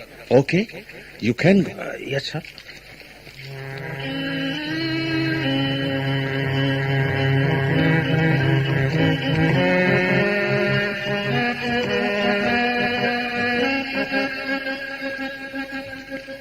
Sorry, His Highness. Motam Phajana Maharaj Bu Swagat Piva Yadre. Excuse me. Salam, His Excellency. Achouba Pradesh Samagi, Pumnamaki Makok Thongba, Sanman Pipam Thokpa Oiriba Karmachari Oibibanina. Aidi Matan Sapsana Haibirak Papungpam. Ayuki Pung Mapan Nanganaba Laksabani. Hojik Pung Tara Tare. Adubu Karishu Kaiti. Dhainavad, His Highness. Nari Rostamji. जी साहब अरे गवारी Yes, Rostamji. ओसी secretary साहब का एक मोरो एबा discussion लाई रे लाग लो हां ऑटोप काम आदा नंगा एगा चिकना फंबा दुरकार वरे Idea. Salut, Gaurahari. Magi Wadu Karino Hana Kanarone. Pagani idea. Please come, Rostamji. His Highness. His Excellency. Maharaj Jina in advance Kanghale. Present political situation Council Tobo Palmle. Please proceed. Achumbani. India government ki political agenda Manipur thamba wapam hogdok na khiba matam maduda Manipur sarkar gi thabakta khut sanghal lakta bahai basi ai gi apamba mayek seng utkrabani adubu sayab na handak tharak liba dewan asida sarkar gi thabak thoram pumba yauhan baya bagi sakti piraga Amar Singh thabirak basi Manipur gi Council of Minister Amadi Ai Isha Loinana Praja Pumamakna Loktokiba Pamnare. No, His Highness. Raul Amar Singh Manipur gi Dewan Oine appoint Taubagi process sadu. Bharat Sarkar gi Home Affairs Department keep Matho Oire. Adu Oidunasu Raul Amar Singh na Manipur da Lakpashi Assam Governor gi Hukum gi Chero Lamapu duna Lakhiba Maramna. Maabu Manipur dagi Loktoki basu Aikoi gidi. His Excellency Assam gi Governor da Haijapam Toida. Yes, His Highness. Maharaj gi first half I soidana consider token. Bharat Sarkar gi opinion matung inna Maharaj ji di aina consult daba matter laire. Consult Taugadaba. Haibi Sahib. Mr. B.N. Malik, Deputy Director Intelligence Department ki report. Deputy Prime Minister da Samit Thorokpa gi matung inna Manipur gi law and order gi situation illness oire. Communist extremist mayam gi Assam Rifles ki even quarter guard and court red thou. Manipur gi state force communist agitators mayam na control thau baga manana oire. Further, Manipur State Congress Party na Congress High Commander 3 points memorandum submit taure. Number 1, the incapacity of the government of Manipur to maintain law and order. Secondly, the apprehension from the activities the communist revolution in Burma. Lastly, the integration of Manipur into India would bring peace and development. Maharajji, carry opinion. Governor Sahib. Governor Sahib. Manipur da Communist Kharagi Aron Balal Ho Macha Amalairaga. Bharat Sarkar Maduginamak Kupna Kantarubagi. Kari Kanapam Lipan Topagene. Adu Oiragadi. Brahmadesh Sao Krabasmadi Communist Leva Kama Oiridana. Wapam Masidana Bharat सरकार न पुकनिंग थिंजिंदबा अमदि खुद चंगबगी फिरेट लौद्रिबना करिगिनो governor साहेब communist की वाफम दी Manipur the करिशु अरुब नत्ते हौजिक Manipur लांगनबा कन्न होटनरिबदी मणिपुर की Congress party ने अईगिदमक्तदी मणिपुर की कांग्रेस खरा सिबु हान नमथबना अहानब इथौ ओइरी कांग्रेस खरना मणिपुर बु भारत सरकार दा यावननबगिदमक हौरिब आंदोलन से मणिपुर प्रजा हुप्न यारबरा याद्रिबरा हाइबसिगी चप चाब वारेप लौदना आई इथंतगी नत्रगा कांग्रेस पार्टी खत्तगी वारेपना वारेप ओइबे याब मतांग नत्ते साहेब अईन लाक्चबदी वाफम मसिगी नत्ते राहुल अमर सिंह की वाफम अदु खक्किने मरम मसिना अईदी राहुल अमर सिंह की वाफम मसि हान लोसिन मना पामजै अच्छा हिज हाइनेस हौजिक ब्रेकफास्ट खर लौब मतम वरे आइक and then let us consider again याम फगने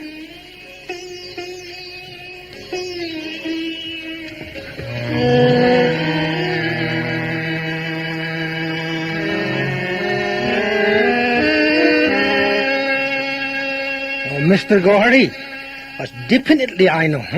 I couldn't make Congo. India government की इंटेलिजेंस डिपार्टमेंट की रिपोर्ट फांगले हाँ ओशी मणिपुर महाराज नंग ना हाइबा खुदिंग दा यारे नंग ना फरे हायरेगा दी महाराज ना सोइदा ना एक्सेप्ट तोड़े नंग ना सुमदे हायरेगा दी महाराज सु याद रे am I right? एडवाइजर साहब भारत सरकार की इंटेलिजेंस डिपार्टमेंट ना भारत सरकार दा आरान में पाव पी रहे What? I am a simple clerk to His Highness Maharaja of Manipur. Mr. Rostom ji, Yes. Laipa ki wayan chairak pairiba misakki mating pangba karmachari oina leiraga sirul sanguna masagi oijaba thiba laipa ki mangnaba tawba misaktu aidi natte. No, don't tell a lie. Gohari, oidaba minamba wangang lega korikana re ha. Acha, englo file sikuna paega. The Manipur Merger Agreement, Section 3 and 4 of the Extra Provisional Jurisdiction Act 1947. Mr. Nari Rostomji, what is this? My dear Gohari, very important file, huh? Nang khangle, Bharat Sarkar da Manipur yauhan ba Bharat Sarkar ki opam baware. Extra Provisional Jurisdiction Act 1947 ek asigi makhada process tawre. Nangi bosta nang na wafam si convince tawhalo. Asse Gohari, I promise. Aina na wanda wasak pire. महाराज के Hunt के शिलोंग भेजत असिदा matter असि सोफेक्ट तोड़ेगा दी नंगे very high post Bharat सरकार ना नंगन दा सोयद ना offer पीगा नी rostrum जी yes ऐन file असि पाएरगा महाराज की मनाक चंगलुब याबगी हक छुंगलै लेके हो महाराज ना आइबु कौशलगा फाइल असिदा इरिबो वारोल असि खनसि हाइर बीरम लगदी ऐन फाइल से यंगशन बगे इंटेलिजेंस डिपार्टमेंट की रिपोर्ट जुमले तना गोहारी हाँ मणिपुर के क्राइम पुनमक नंग इन्वॉल्व तहन बा पुनमक ओरे रोस्टम जी यस कलिनो नंग नंग नि बताओ नंग से भारत मसाने मरम मदुना नरैबाग भारत को सोइदन नुंगसी फमथोई नंगी वखलदा सोइदन नरैबाग याइफना बखनगरी ऐन मणिपुर मसाने मरम मदुना मणिपुर बु नुंगसीजबा हाइबसे ईश्वर मना थिंगलगसु यागदबा वफम ओइगे इरैबाग बु नुंगसीजदुना इरैपा की याइफनबा खनबसेबो नंग करमना ऐन क्राइम सागले हैन प्रमाण पीगरी गोहारी you must convey to my watch नत्रेगा दी नंग सोइदना ओचोबा punishment फंग बताए what business have you got in this matter नंगी नखा पोलु यादगा दंदी पीगनी हाइबसे करमबा चौखटपा मियोई कंप की फजब चनमिनो छे नंगी फाइल अरे गोहरी कोरी जे फाइल लंगदुना आइदा पीरे हां why you throw this file advisor मखा तारगनो नंगी the merger of Manipur HYBE file दो नंगी दी यामना मरु होन मये अदुगो मणिपुरी मचा आइंगोंददी सनफम खंगदबा पोषकनी aduna ai nangonda langsinmani ai chale अरे कैसा आदमी है चाउ खब सरकार में के अक्कन मोमो पांगल कोरी सो की बपोक्तबा आई नकले नोंगबा कोना सो उदरे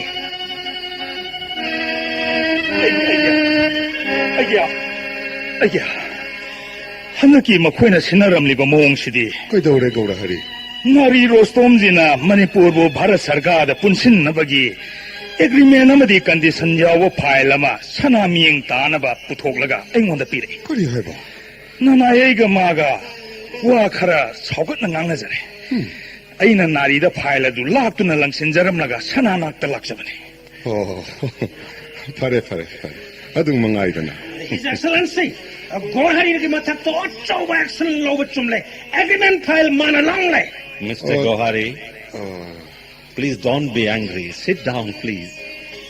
Nong na uriba file adudi document yauba file nat. Document adudi top na I mean separate later. Krishnamurti, His Highness the document Piro. His Highness, please look into the matter. Governor Sahib, ꯑꯩꯅ ꯌꯦꯡꯕꯁꯨ ꯑꯩꯒꯤ ADCꯅ ꯌꯦꯡꯕꯁꯨ ꯆꯞ ꯃꯥꯟꯅꯩ ꯑꯗꯨꯅ ADCꯅ ꯌꯦꯡꯂꯁꯅꯨ ꯇꯧꯕꯗꯤ ꯉꯁꯤ ꯑꯁꯤ ꯑꯩꯅ ꯐꯥꯏꯜ ꯑꯁꯤ ꯌꯦꯡꯂꯨꯕꯒꯤꯁꯨ ꯀꯥꯟꯅꯕ ꯀꯔꯤꯁꯨ ꯂꯩꯇꯦ Moram Piro, His Highness. ꯃꯔꯝ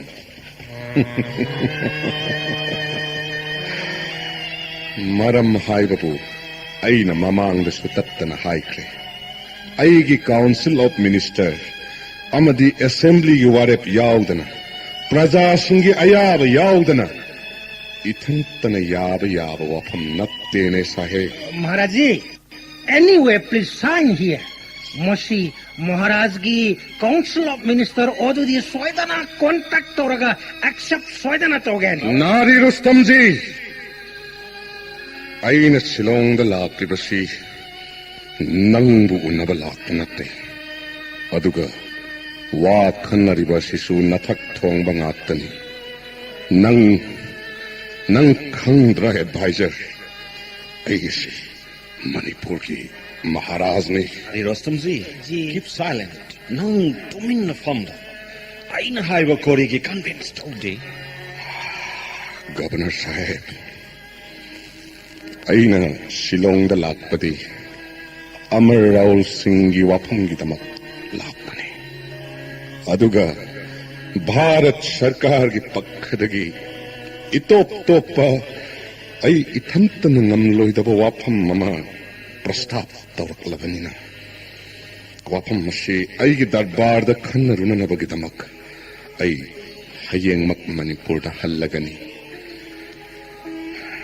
ꯋꯥꯐꯝ ꯑꯁꯤ ꯃꯅꯤꯄꯨꯔ ꯑꯦꯁꯦꯝꯕ꯭ꯂꯤꯗ ꯈꯟꯅꯔꯕ ꯑꯃꯗꯤ ꯂꯩꯕꯥꯛ ꯄ꯭ꯔꯖꯥ ꯃꯌꯥꯝꯒꯤ ꯑꯌꯥꯕ ꯐꯪꯂꯕ ꯃꯇꯨꯡꯗ ꯑꯩ ꯁꯤꯂꯣꯡꯗ ꯑꯃꯨꯛ ꯂꯥꯛꯀꯦ ꯃꯅꯤꯄꯨꯔꯒꯤ ꯔꯥꯖ ꯁꯤꯡꯍꯥꯁꯟꯗ ꯐꯝꯂꯤꯕ ꯅꯤꯡꯊꯧ ꯑꯃ ꯑꯣꯏꯅ इजाती की मनिंग तंब मांगन बाई खत गमलोय भारत सरकार की सुप्नम नीति यशिदा अइन की बदगी इरेबा मणिपुर कनाड सुत्तराइन पिथोक्लोय सलाम गवर्नर साहब चची गोवारे Egya. चची Mr. Gohari, His Highness is in emotion.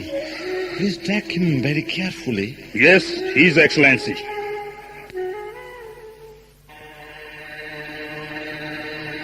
시리즈 땀날 레그시 산하풍님 따뜻하게 시리즈 Egya.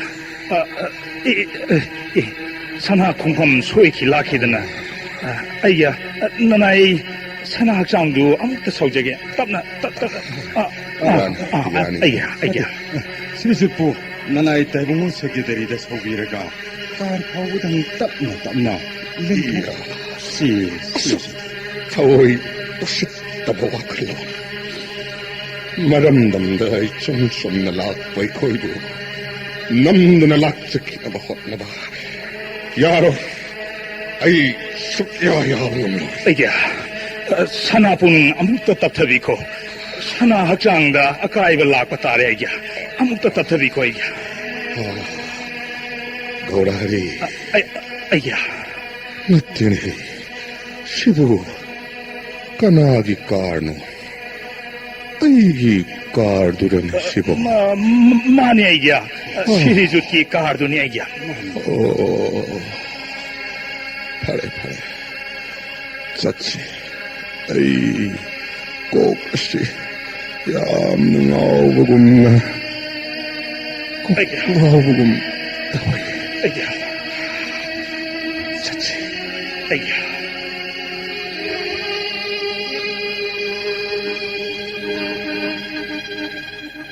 mayingbam maibungosu, sawaijam maibungosu tabiyo.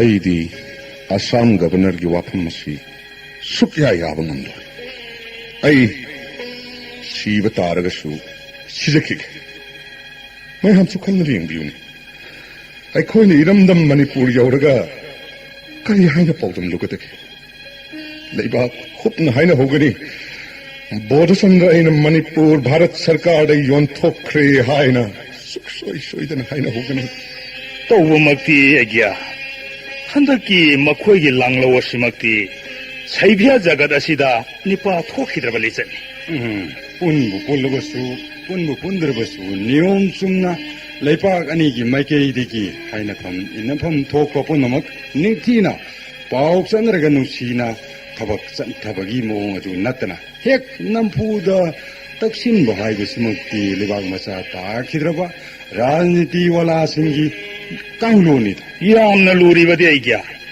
ꯁꯤꯔꯤꯖꯨꯅ ꯁꯅꯥ ꯄꯨꯡꯅꯤꯡ ꯏꯆꯝ ꯆꯝꯊꯣꯛꯂꯨꯕ ꯑꯁꯤꯅ ꯃꯈꯣꯏꯅ ꯑꯇꯣꯡꯕꯗ ꯂꯦꯞꯈ꯭ꯔꯦ ꯑꯗꯨꯃꯛ ꯑꯆꯨꯝꯕꯅꯤ ꯀꯔꯤꯒꯨꯝꯕ ꯄꯥꯝꯕꯩ ꯑꯃꯅ ꯑꯩꯈꯣꯏꯅ ꯁꯤꯂꯣꯡ ꯊꯥꯗꯣꯛꯂꯒ ꯃꯅꯤꯄꯨꯔ ꯌꯧꯅꯕ ꯊꯧꯔꯥꯡꯁꯤ ꯌꯥꯝꯅ ꯍꯦꯛꯇ ꯂꯨꯅ ꯂꯩꯔꯦ ꯑꯩꯒ꯭ꯌꯥ ꯉꯔꯥꯡꯗꯒꯤ ꯖꯥꯠ ꯔꯦꯖꯤꯃꯦꯟꯠꯀꯤ ꯑꯥꯔꯃꯤ ꯄꯥꯔꯁꯣꯅꯦꯜꯁꯤꯡ ꯑꯁꯤ ꯍꯥꯟꯅ ꯂꯩꯔꯤꯕꯁꯤꯒꯤ ꯃꯊꯛꯇ ꯁꯦꯛꯁꯟ 2-3ꯁꯨ ꯊꯥꯖꯤꯜꯂꯛꯂꯦ ꯑꯁꯥꯝ ꯄꯨꯂꯤꯁꯀꯤ CID ꯄꯥꯔꯁꯣꯅꯦꯜ 2-2ꯒ ꯑꯩꯈꯣꯏꯒꯤ ꯃꯤꯁꯤꯡ ꯑꯃꯃꯝꯒ ꯄꯥꯗꯨꯅ ꯊꯝꯈ꯭ꯔꯦꯅꯦ ꯑꯩꯒ꯭ꯌꯥ ꯖꯥꯠ ꯔꯦꯖꯤꯃꯦꯟꯠꯀꯤ ꯕꯇꯥꯂꯤꯌꯟ ꯑꯃ ꯍꯨꯞꯅ ꯂꯥꯛꯀꯦ ꯂꯥꯛꯁꯅꯨ ꯃꯈꯣꯏꯒꯤ ꯑꯁꯥꯝꯒꯤ CID ꯗꯤꯄꯥꯔꯠꯃꯦꯟ ꯍꯨꯞꯅ ꯂꯩꯖꯔꯁꯅꯨ ꯑꯩꯈꯣꯏꯗꯤ ꯆꯠꯇꯕ ꯌꯥꯗꯦ ꯍꯥꯏꯔꯤꯁꯤ ꯀꯅꯥꯅꯣ ꯁꯤꯄꯣꯏ ꯑꯃ ꯂꯥꯛꯂꯤꯕꯁꯦ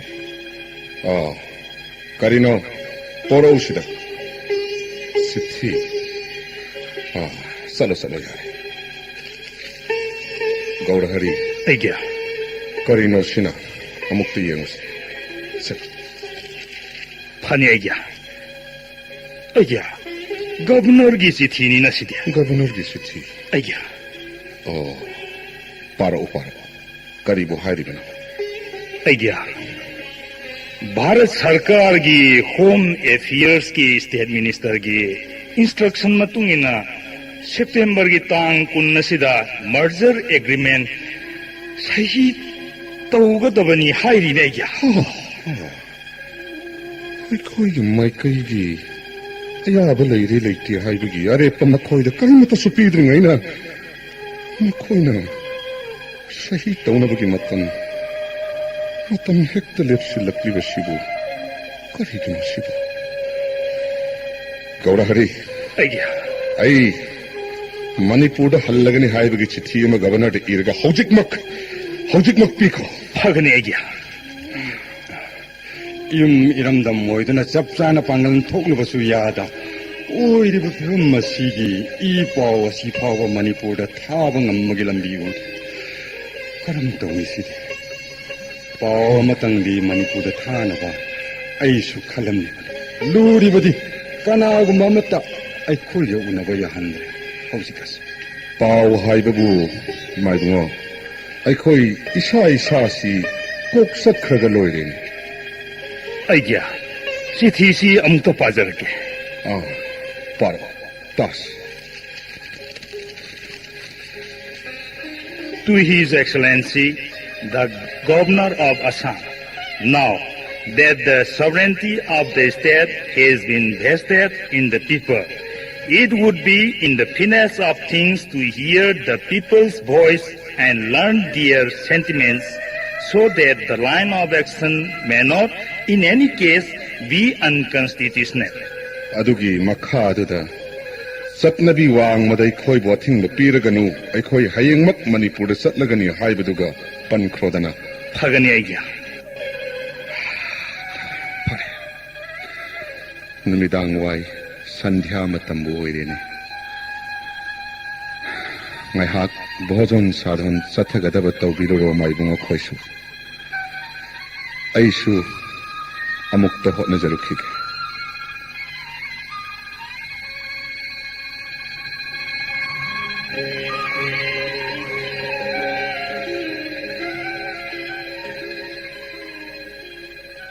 ꯒꯧꯔꯍꯔꯤ ꯂꯥꯎ ꯑꯔꯣꯟꯕ ꯋꯥ ꯑꯃ ꯈꯟꯅꯁꯤ ꯑꯩꯒꯤ ꯀꯔꯤ ꯀꯔꯝꯕ ꯁꯅꯥꯌꯥꯊꯪ ꯏꯔꯩꯕꯥꯛ ꯏꯔꯝꯗꯝꯕꯨ ꯕꯣꯙꯆꯟꯗ꯭ꯔ ꯏꯍꯥꯛꯊꯛ ꯑꯁꯤꯗ ꯃꯤꯈꯨꯠꯇ ꯁꯤꯟꯅꯔꯝꯈꯤ ꯍꯥꯏꯕꯁꯤ ꯏꯇꯤꯍꯥꯁꯀꯤ ꯂꯃꯥꯏꯗ ꯃꯌꯦꯛ ꯂꯥꯅ ꯂꯩꯍꯧꯒꯗꯕꯒꯤ ꯁꯔꯨꯛ ꯑꯩꯗꯤ ꯁꯤꯈꯤꯕꯅ ꯁꯔꯨꯛ ꯆꯥꯝꯃ ꯍꯦꯟꯅ ꯄꯥꯝꯖꯩ ꯑꯩꯒꯤ ꯑꯗꯨꯒ ꯅꯪꯁꯨ ꯑꯗꯨꯃꯉꯥꯏ ꯃꯐꯝ ꯃꯇꯝ ꯄꯨꯝꯅꯃꯛꯇ ꯅꯪꯕꯨꯗꯤ 이제인 제네라가니도 ꯑꯁꯨꯝꯕꯅꯤ ꯑꯩꯒꯤ ꯅꯤꯡꯕ ꯀꯥꯏꯕꯒꯤ ꯃꯩꯁꯥ ꯂꯥꯡꯂꯕ ꯃꯤꯈꯥ ꯄꯣꯟꯕꯒꯤ ꯆꯩꯊꯦꯡ ꯐꯪꯂꯛꯂꯕ ꯃꯇꯝ ꯑꯃꯒꯤ ꯃꯤꯔꯣꯟꯅ ꯏꯄꯨꯏ ꯅꯥꯏꯕꯨ ꯆꯩꯐꯝ ꯑꯣꯏꯍꯧꯕ ꯇꯥꯔꯛꯄꯅꯤ ꯑꯩꯒꯤ ꯒꯧꯔꯍꯔꯤ ꯁꯅꯥꯌꯥꯊꯪ ꯇꯥꯛꯄꯤꯌꯨ ꯍꯧꯖꯤꯛ ꯁꯅꯥꯄꯨꯡꯗ ꯀꯔꯤ ꯂꯦꯞꯄꯤꯔꯤꯕꯒꯦ ꯁꯅꯥꯄꯨꯡꯅ ꯄꯥꯡꯊꯣꯛꯀꯦ ꯈꯟꯕꯤꯕ ꯑꯗꯨꯃꯛ ꯅꯅꯥꯏꯁꯨ ꯁꯅꯥ ꯊꯧꯒꯜ ꯐꯪꯖꯒꯅꯤ ꯁꯤꯔꯤ ꯒꯣꯕꯤꯟꯗꯅ ꯐꯪꯕꯤꯁꯅꯨꯅꯦ ꯑꯩꯒꯤ ꯒꯧꯔꯍꯔꯤ ꯅꯪꯒꯤ ꯅꯊꯧꯅꯥꯁꯤ ꯎꯕꯗ ꯑꯩ ꯄꯦꯜꯂꯦ ꯑꯩ ꯄꯦꯜꯂꯦ ꯑꯗꯨꯗꯤ ꯍꯧꯖꯤꯛ ꯑꯩꯈꯣꯏ ꯄꯨꯛꯅꯤꯡ ꯁꯣꯟꯊꯕ ꯌꯥꯗꯦ ꯑꯁꯨꯝꯕꯅꯤ ꯑꯩꯒꯤ ꯏꯔꯩꯕꯥꯛꯀꯤ ꯏꯖꯠ ꯀꯜꯍꯟꯗꯕ ꯌꯥꯗꯦ ꯃꯅꯤꯄꯨꯔꯤꯁꯤꯡꯒꯤ ꯂꯪꯂꯕ ꯊꯧꯅꯥꯕꯨ ꯃꯌꯦꯡ ꯇꯥꯍꯜꯂꯝꯕ ꯌꯥꯗꯦ ꯑꯩꯒꯤ ꯋꯥꯈꯜ ꯑꯩꯅ ꯇꯧꯒꯦ ꯅꯤꯡꯂꯤꯕꯁꯦ ꯍꯥꯏꯔꯒ ꯇꯥꯎ ꯇꯥꯛꯄꯤꯌꯨ ꯑꯩꯒꯤ ꯍꯌꯦꯡ ꯑꯌꯨꯛ ꯑꯁꯤ ꯑꯩꯒ ꯑꯁꯥꯝꯒꯤ ꯒꯕꯔꯅꯔꯒ ꯀꯥ ꯑꯃꯗ ꯑꯩꯈꯣꯏ ꯑꯅꯤ ꯆꯤꯛꯅ ꯎꯅꯒꯦ ꯑꯩꯒꯤ ꯇꯥꯟꯖꯥꯗꯨꯗ ꯅꯪꯅ 마기 애드바이저가 아또빠 까마다 나코이 아니다 찍나 와리사노 애기야 마탐마도다 히노 श्री प्रकाश को 아이기 리볼버를 시나 까뿐 하트니 아이기 너무 콜렉타바가 난나 나리 루스톰 지부 까뿐 하트 애기야 나나 예수 나도 막 냅살이 애기야 सना थोगल तुंगिना इरई पाक जाति की दमक शिलोंग लमदा थवाय न कोन थावै जरम लगे के दुदी थबक असि सोइदना पांथोकनाबा एखोयने श्री गोविंद वो मांग थमना वासतलासी एकिया श्रीजेपो कना काइबुंगो सेक्रेटरी काइदोगोगी अमुक्तति तपथोकिस 마이봉 가리기 막코이는 빵락 락세로 게되게네 시리즈 마이봉 파피오 시리즈 미나 락세기 아이 시작이게 마이봉 이래이박 ප්‍රජාන මිකාථාන ලෙයිගදබ පිමම් මදු යෙන්දුන ලෙයිබගේ මහුත්ත 아이 시작이게네 마이봉 시리즈뽕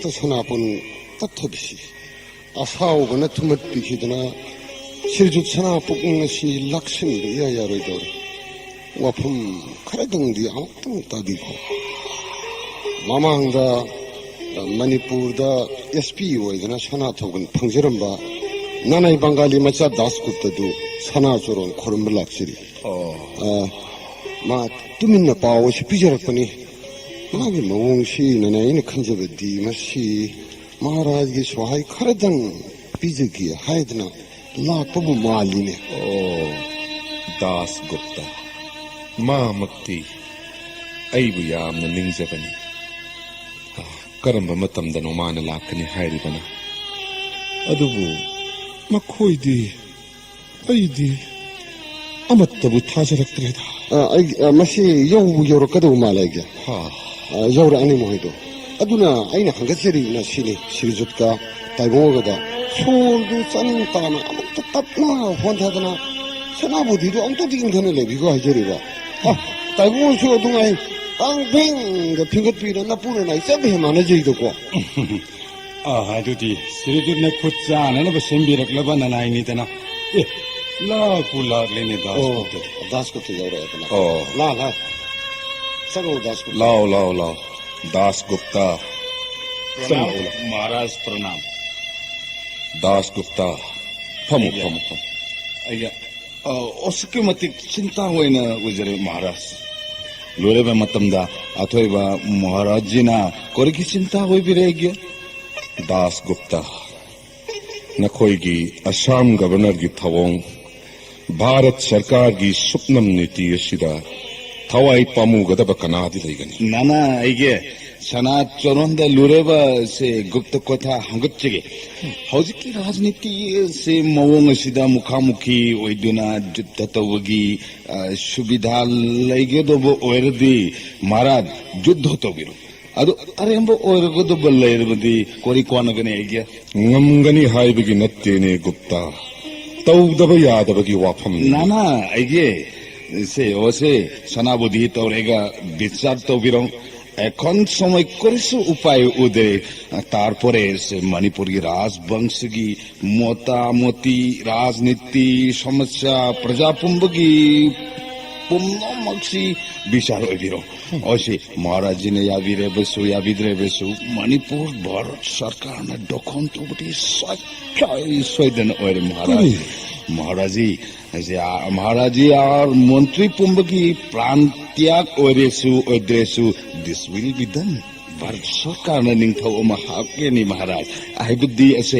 नमदुना मणिपुर भारत सरकार ना कंट्रोल टोखेरी सकन ऐसे मोटुंगदा असुविधा महाराष्ट्रगी ओहरे अदुगी सरुक होजी की मणिपुर दा हनखेबा यानबा एग्रीमेंट सही तौरेगा मणिपुर यौरेगा राज दरबार गे अनव वारवल अमा अमुक होंगे गसु याव लेरे दास गुप्ता आइगे मणिपुर के महाराज बोधचंद्रन भारत सरकार की मतौ तम लगा इशा लेथोकनब मिनमदन चतखिबा हाइबदुदि खक ओइथोक्तबनि नाना आइगे नानागे प्रस्ताव बुद्धि तौबिरो आई कोइना लेबसु आफब ओइद्रे आइगे फारे चलो प्रणाम महाराज जी प्रणाम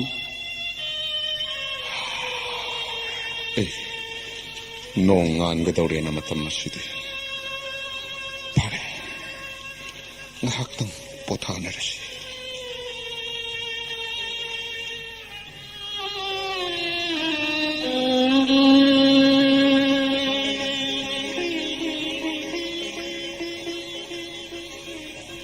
दासगुप्ता यस सर से नोंगा मणिपुर महाराज गंगारोंग कांटेक्ट और वगी रिपोर्ट पामले हां सर मणिपुर महाराज द निंगटेन कन्विन्स तवले sir ngasi Maharaj merger agreement sign तवरेगनी वेरी गुड सर्विस हां आई कांग्रेचुलेट यू हां दासगुप्ता यस सर आई ना यामना ngokpadi ओसी मकोय मणिपुरी हाइबसी सिबाबु सानाबगुम कोरेसु थोइदबा आई मफम कदाइदसु उदि हां सर कोरिगुम्बा मणिपुरी हाइवे से सावन बतारेगदी सिवा हाइवे से सुखंदब साथी बकांगुनी सर फजना मखोइदा रिक्वेस्ट तौरगदी मीगी मतंग पांगबिबगदमक मोपन सिफाव कथक पंगम्बा थोंना फरबा से मणिपुरी जाति नि सर गवर्नर अपॉइंटमेंट लौनबा बोधचंद्र महाराज गवर्नमेंट हाउस त योरपा हाइबसे सोइदबा वारा गुप्ता यस सर महाराज सोइदना हाजिर होइगनी सर महाराज बोधचंद्र लाकपा सोइद्रेगादी मा लाकपा मतम दी होरे हां अरे करी गुप्ता हो जक फोब कोरी गेलाते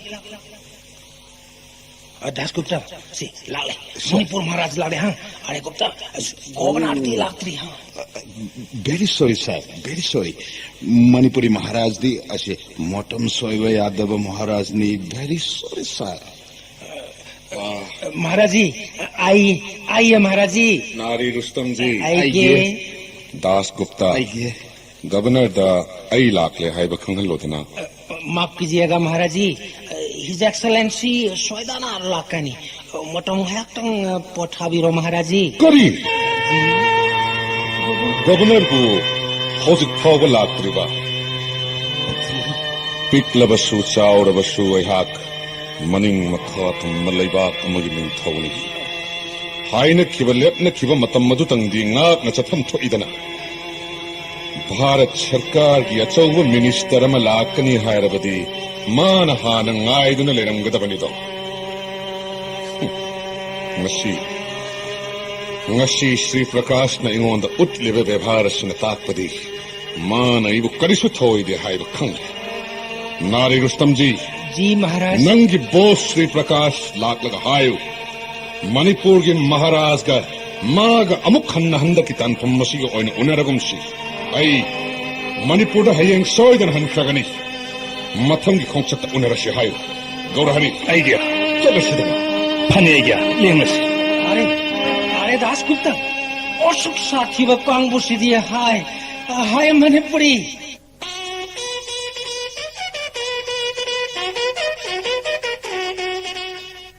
नारी रुस्तम जी जी साहब मणिपुर महाराज लाक्टर हिज एक्सलेंसी गवर्नर साहब लैरम दे हायना यमना साउना हनख्रब my god come down Nari ji The consequence will not be good.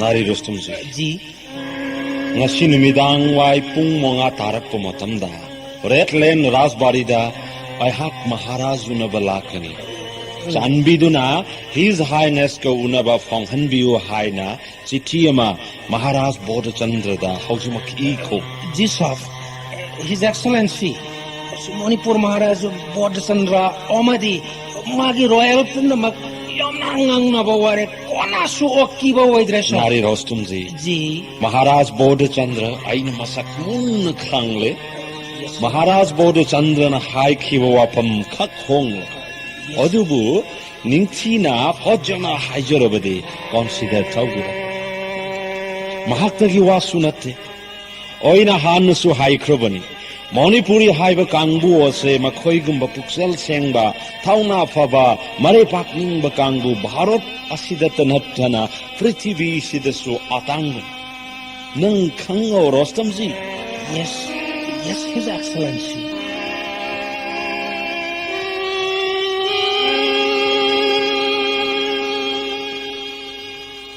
नाय गुलाम साहब करी ताकपीगदबा ताइबुंगा ला वाहेगे ngasi asi September ki tarik kun yauredana ओय nahan tang 13 silongde hekthongba numito madudagi ngasi phausibo tumpham safam khangdabane wakhan sinaga nungai tabane haksang si chumna lepa phawba hek yadre hebo hoy yango aiwa hege mona to ताकपीयु ताइबुंगा करी तोजो हाइबगे sibi sawai jambaga maharaj ga su patha horabane ओय ताइबो secretary सु पथा होरे आइसु हक्तंग पथारुगेने नखोय कोनुंग सिपाई मयाम से नमिना सिंग न लियो कोई बो होय नाना एखोई खंगजरे ताइबुंगु पोथा बियो हि कनानो लाइसि ए असांगी गवर्नर नि दा करिनो मागी ngasiगी मौंगसिदि गात कनासु यावदन गवर्नर मानबो मतंत लाकपसिदि ore Manipuri naik जी साहब Maharaj kodom da laire kori chaudi ai lakle haira जी साहब very smart Manipur safai really war film da laibegum ready oidinu laire नमस्ते excellency namaste Mahamaji ai Maharaj ki appointment lauge lakle please guide me यानी साहब अंदर आइए thank you साहेब गोल कमरा सिदा मुक्त पोथाबियो आई महाराज को खूब जरूगे Maharaj ki hausi kori thabak laire करी सुलेते साहेब बेडरूम दा पोथारी अच्छा जरा रिपोर्ट दीजिए Mahamaji सिजुत ꯀꯩꯗꯧꯔꯦ ꯃꯥꯏꯕꯨꯡꯉꯣ श्री प्रकाश लाई गोल कमरा दा फमहो ꯀꯅꯥ ꯀꯅꯥ ꯌꯥꯎꯔꯛꯏ ꯃꯥꯏꯕꯨꯡꯉꯣ मतोंदने सिक्योरिटी फावबा कनामते यावरक्ते सिरिजुत ꯌꯥꯔꯕꯗꯤ ꯎꯅꯔꯔꯣꯏꯕ ꯃꯥꯏꯕꯨꯡꯉꯣ मधुमक्सु हेक नुंगाइतेदा ngahaktang lengthok sidana phiron amukta ꯀꯔꯤꯒꯤ ꯐꯤ ꯍꯣꯡꯉꯨꯒꯕꯅꯣꯗ ꯍꯣꯡꯗꯣꯛꯂꯔꯣꯏ ꯃꯥꯏꯕꯨꯡꯉꯣ ꯁꯛꯇꯥ ꯅꯨꯡꯁꯤꯗꯦ ꯐꯤꯕꯝ ꯑꯁꯨꯝꯅ ꯍꯦꯛꯇ ꯎꯅꯔꯒꯦꯗ ꯅꯠꯇꯦ ꯃꯤꯅ ꯋꯥꯈꯜ ꯑꯃ ꯈꯜꯂꯣꯏꯗ꯭ꯔꯅꯦ ꯁꯤꯁꯨ ꯈꯟꯁꯅꯨ ꯈꯜꯍꯟꯒꯦ ꯍꯥꯏꯗꯨꯅꯃꯛ ꯇꯧꯔꯕꯅꯤ ꯑꯩ ꯊꯣꯛꯎꯈꯤꯒꯦ ꯃꯥꯏꯕꯨꯡꯉꯣ ꯐꯒꯅꯤ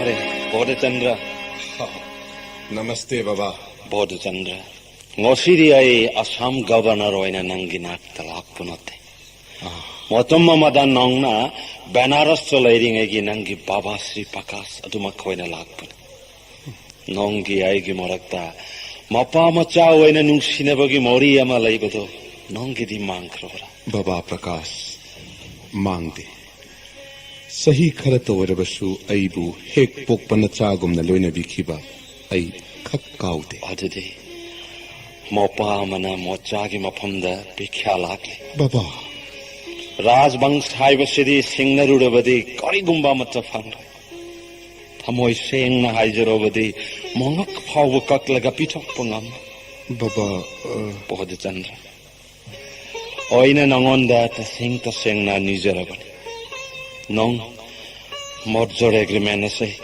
oigi damak khanduna sahi taw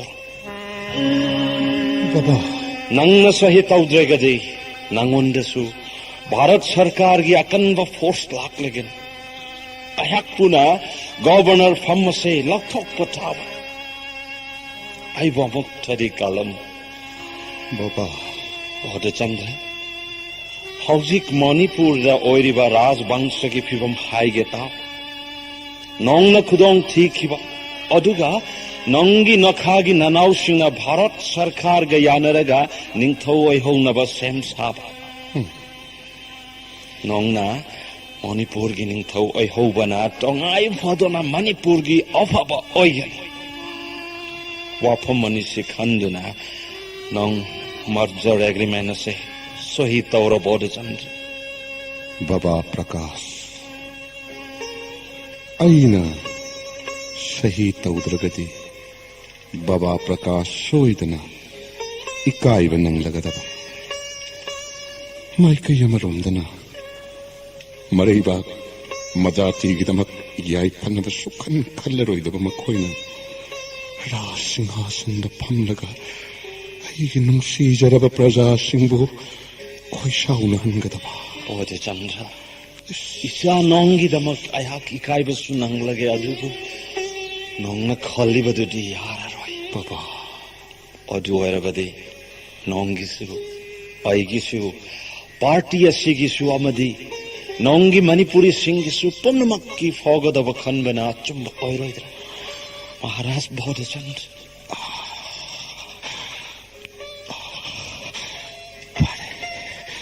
फारे फारे बाबा प्रकाश आई मर्जर एग्रीमेंट सही तौसरगे आई सही तौसरगे बाबा तौतदी एग्रीमेंट अदुगी मनुंगा मणिपुरी जातिबु योखत्नबा वाफम खरदी तंगाई फदन यावहन बता मद सोइदना यावगेने यावफम सुथपन डिपार्टमेंट खुदिंगमकी हेड ऑफ डिपार्टमेंट मणिपुरी मचा ओइगेने मणिपुर की आइन सेमजब ngamba आइन सभा लोइगे भारत की नागरिक अमा ओइबा भारतवासी अमना फंगफम थोकपा मणिपुरी सिंगना फंगदब पुमनमक सिगलोइना मणिपुरी सिंगी मसागी चटनबी कंजनब राजगादी मुथत पया महाराज मगी फंगफम थोकपा अधिकार मांगहन बयादे राजबारी दलेरिबा महाराज की ऑफिस पुमनमक मसक होंगहनदना लेहनगदब पुमनमक असे एग्रीमेंट असिदा यावगदब पुमनमक अदुगु यावरबदि बाबा प्रकाश आई सोइदना सही तौरगे आई सही तौरगे बाबा अदुदि सेप्टेम्बर तांग कुनमाथोय असिमक्तदा आइन मधुगे थोरंग पुंब सेम सारगे यारे बाबा प्रकाश सेम साबिरो बाबा अदुदि बाबा चटलगे 이마 머니푸 이마기 콩다 요팅 방부 따르다 꼬이마 고른내고가 뿜나마까시 이거 남기리랑 학점이 됐고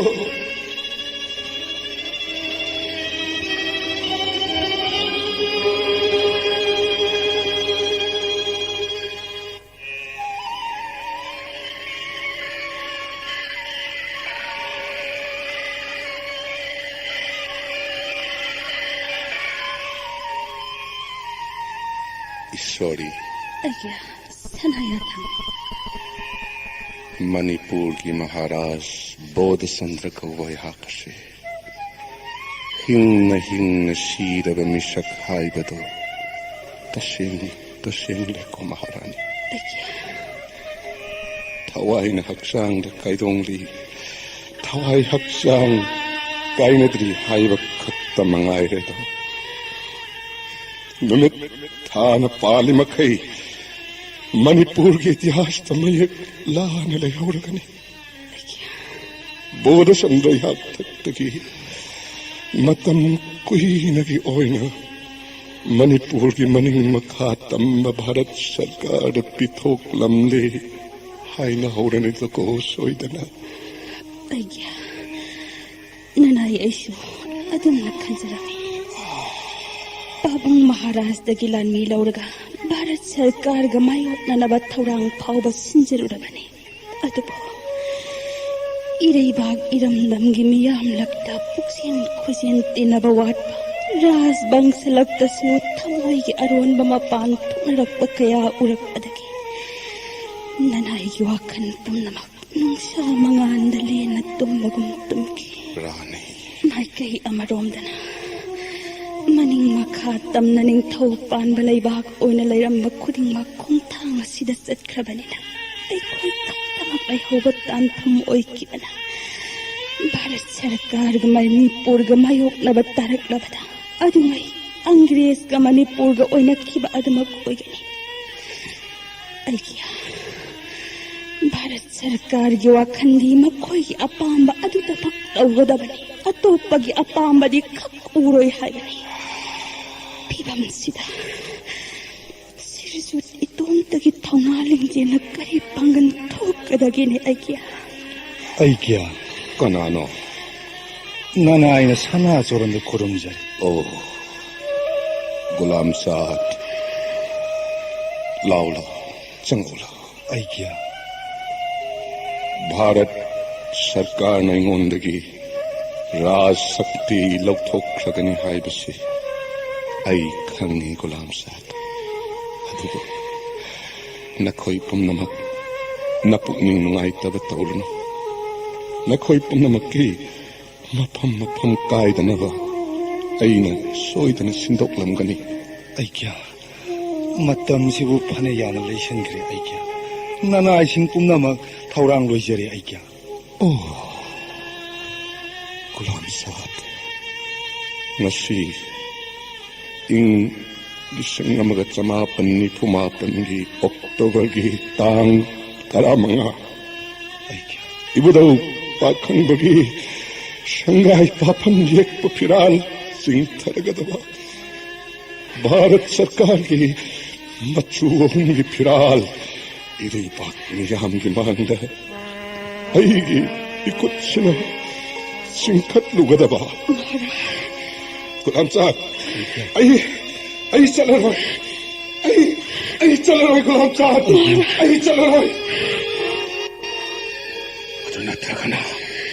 अदुना थरगना गुलाम साहब क्या इबदऊ मणिपुरेश्वर महाराज नरसिंह महाराज मक्की मसक ओरबा इबदोगी खुत्सु थान निंथौरेल मथंग पायरक्पना यहाँ तक पाओ योरक्लबा बज्र सिंह थांगसांग पुथोरो कदाई बज्र सिंह थांगसांग भारत सरकार की फिराल लिखुट असिन मणिपुरी हत्याद पैहनगनी हायरी यारुरिबा सही तौरुरिबा अईगी खुट असे ꯑꯩꯒꯤ ꯈꯨꯠ ꯑꯁꯦ ꯀꯛꯊꯠꯂꯨ ꯒꯨꯂꯥꯝ ꯆꯥꯟ ꯑꯩꯒꯤ ꯈꯨꯠꯁꯦ ꯀꯛꯊꯠꯂꯨ ꯑꯩꯒꯤ 시리주 산하야탕 람람자버디 나서디 꼭라로이다바 탕펑기 맘이 따드나바 산하 북닝나 눅낭비두나 와칼 메샤 랑비라가 산하 부디 랑질 망크가니 아이캬 गुलाम साहब 아이캬 गुलाम साहब 아이캬 꼭레로이다가 탕펌 뚱기 짜돈 수돈 나수 탕펌 마시기 맘이 꼭한 방암레로이다가 에이 고빈데마 이빠이 보신기 사나 학딱딱이 이람담 머니푸르다 이붕어 낭나닝 더워이 비두나 악비락발레이바키 나나이 떠올라가 보았었는데 스리쩌론데 까리랑작히드나 스리쩌론 따부닝자바 이자티여 시부와 시금맘의 짜까시 비비버게네 에이 고빈데 이붕어 나타가나 이보다 징후농 나를 박한가 저희 꼼자 구둥기 나야 까이자다나 이보다 난또로 보이레이 짜로 날코이네 이라 통이 저럭더니 이보다 사나 타월다 나나의 까리랑 작기도나 보이레이 나람담 마시고 간비다바게네 이보다 아이야 아이야 나와이 레이제 아이야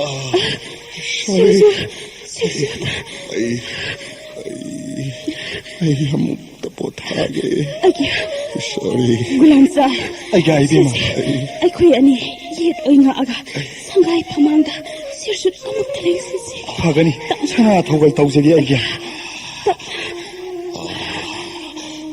मणिपुर भारत का दिल्लबको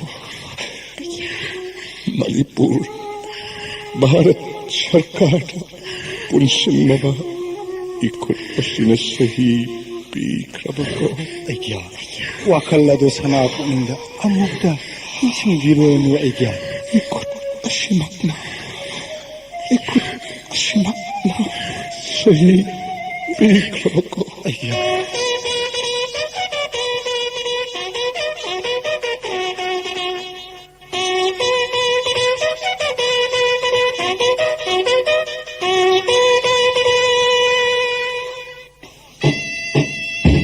ngasi ing sok lising amaga chamapan nifumapalgi October tang 15 numit asida Manipurna Bharat Sarkar da yaurpagi merger function asi Manipur Sarkar gi thorang makhada pangthokni thoram asiga mari leinana Shri Sardar Vallabhbhai Patel Honorable Deputy Prime Minister na thabirakpa paujal pathokchari I would like to take this opportunity to acknowledge with gratitude the willing cooperation of His Highness the Maharaja of Manipur, who responding to call his country and in his larger interest, agreed to hand over the administration of his state to the government of India. Haujek Makha Tarakpada, His Highness the Maharaja of Manipurna message Tibigan.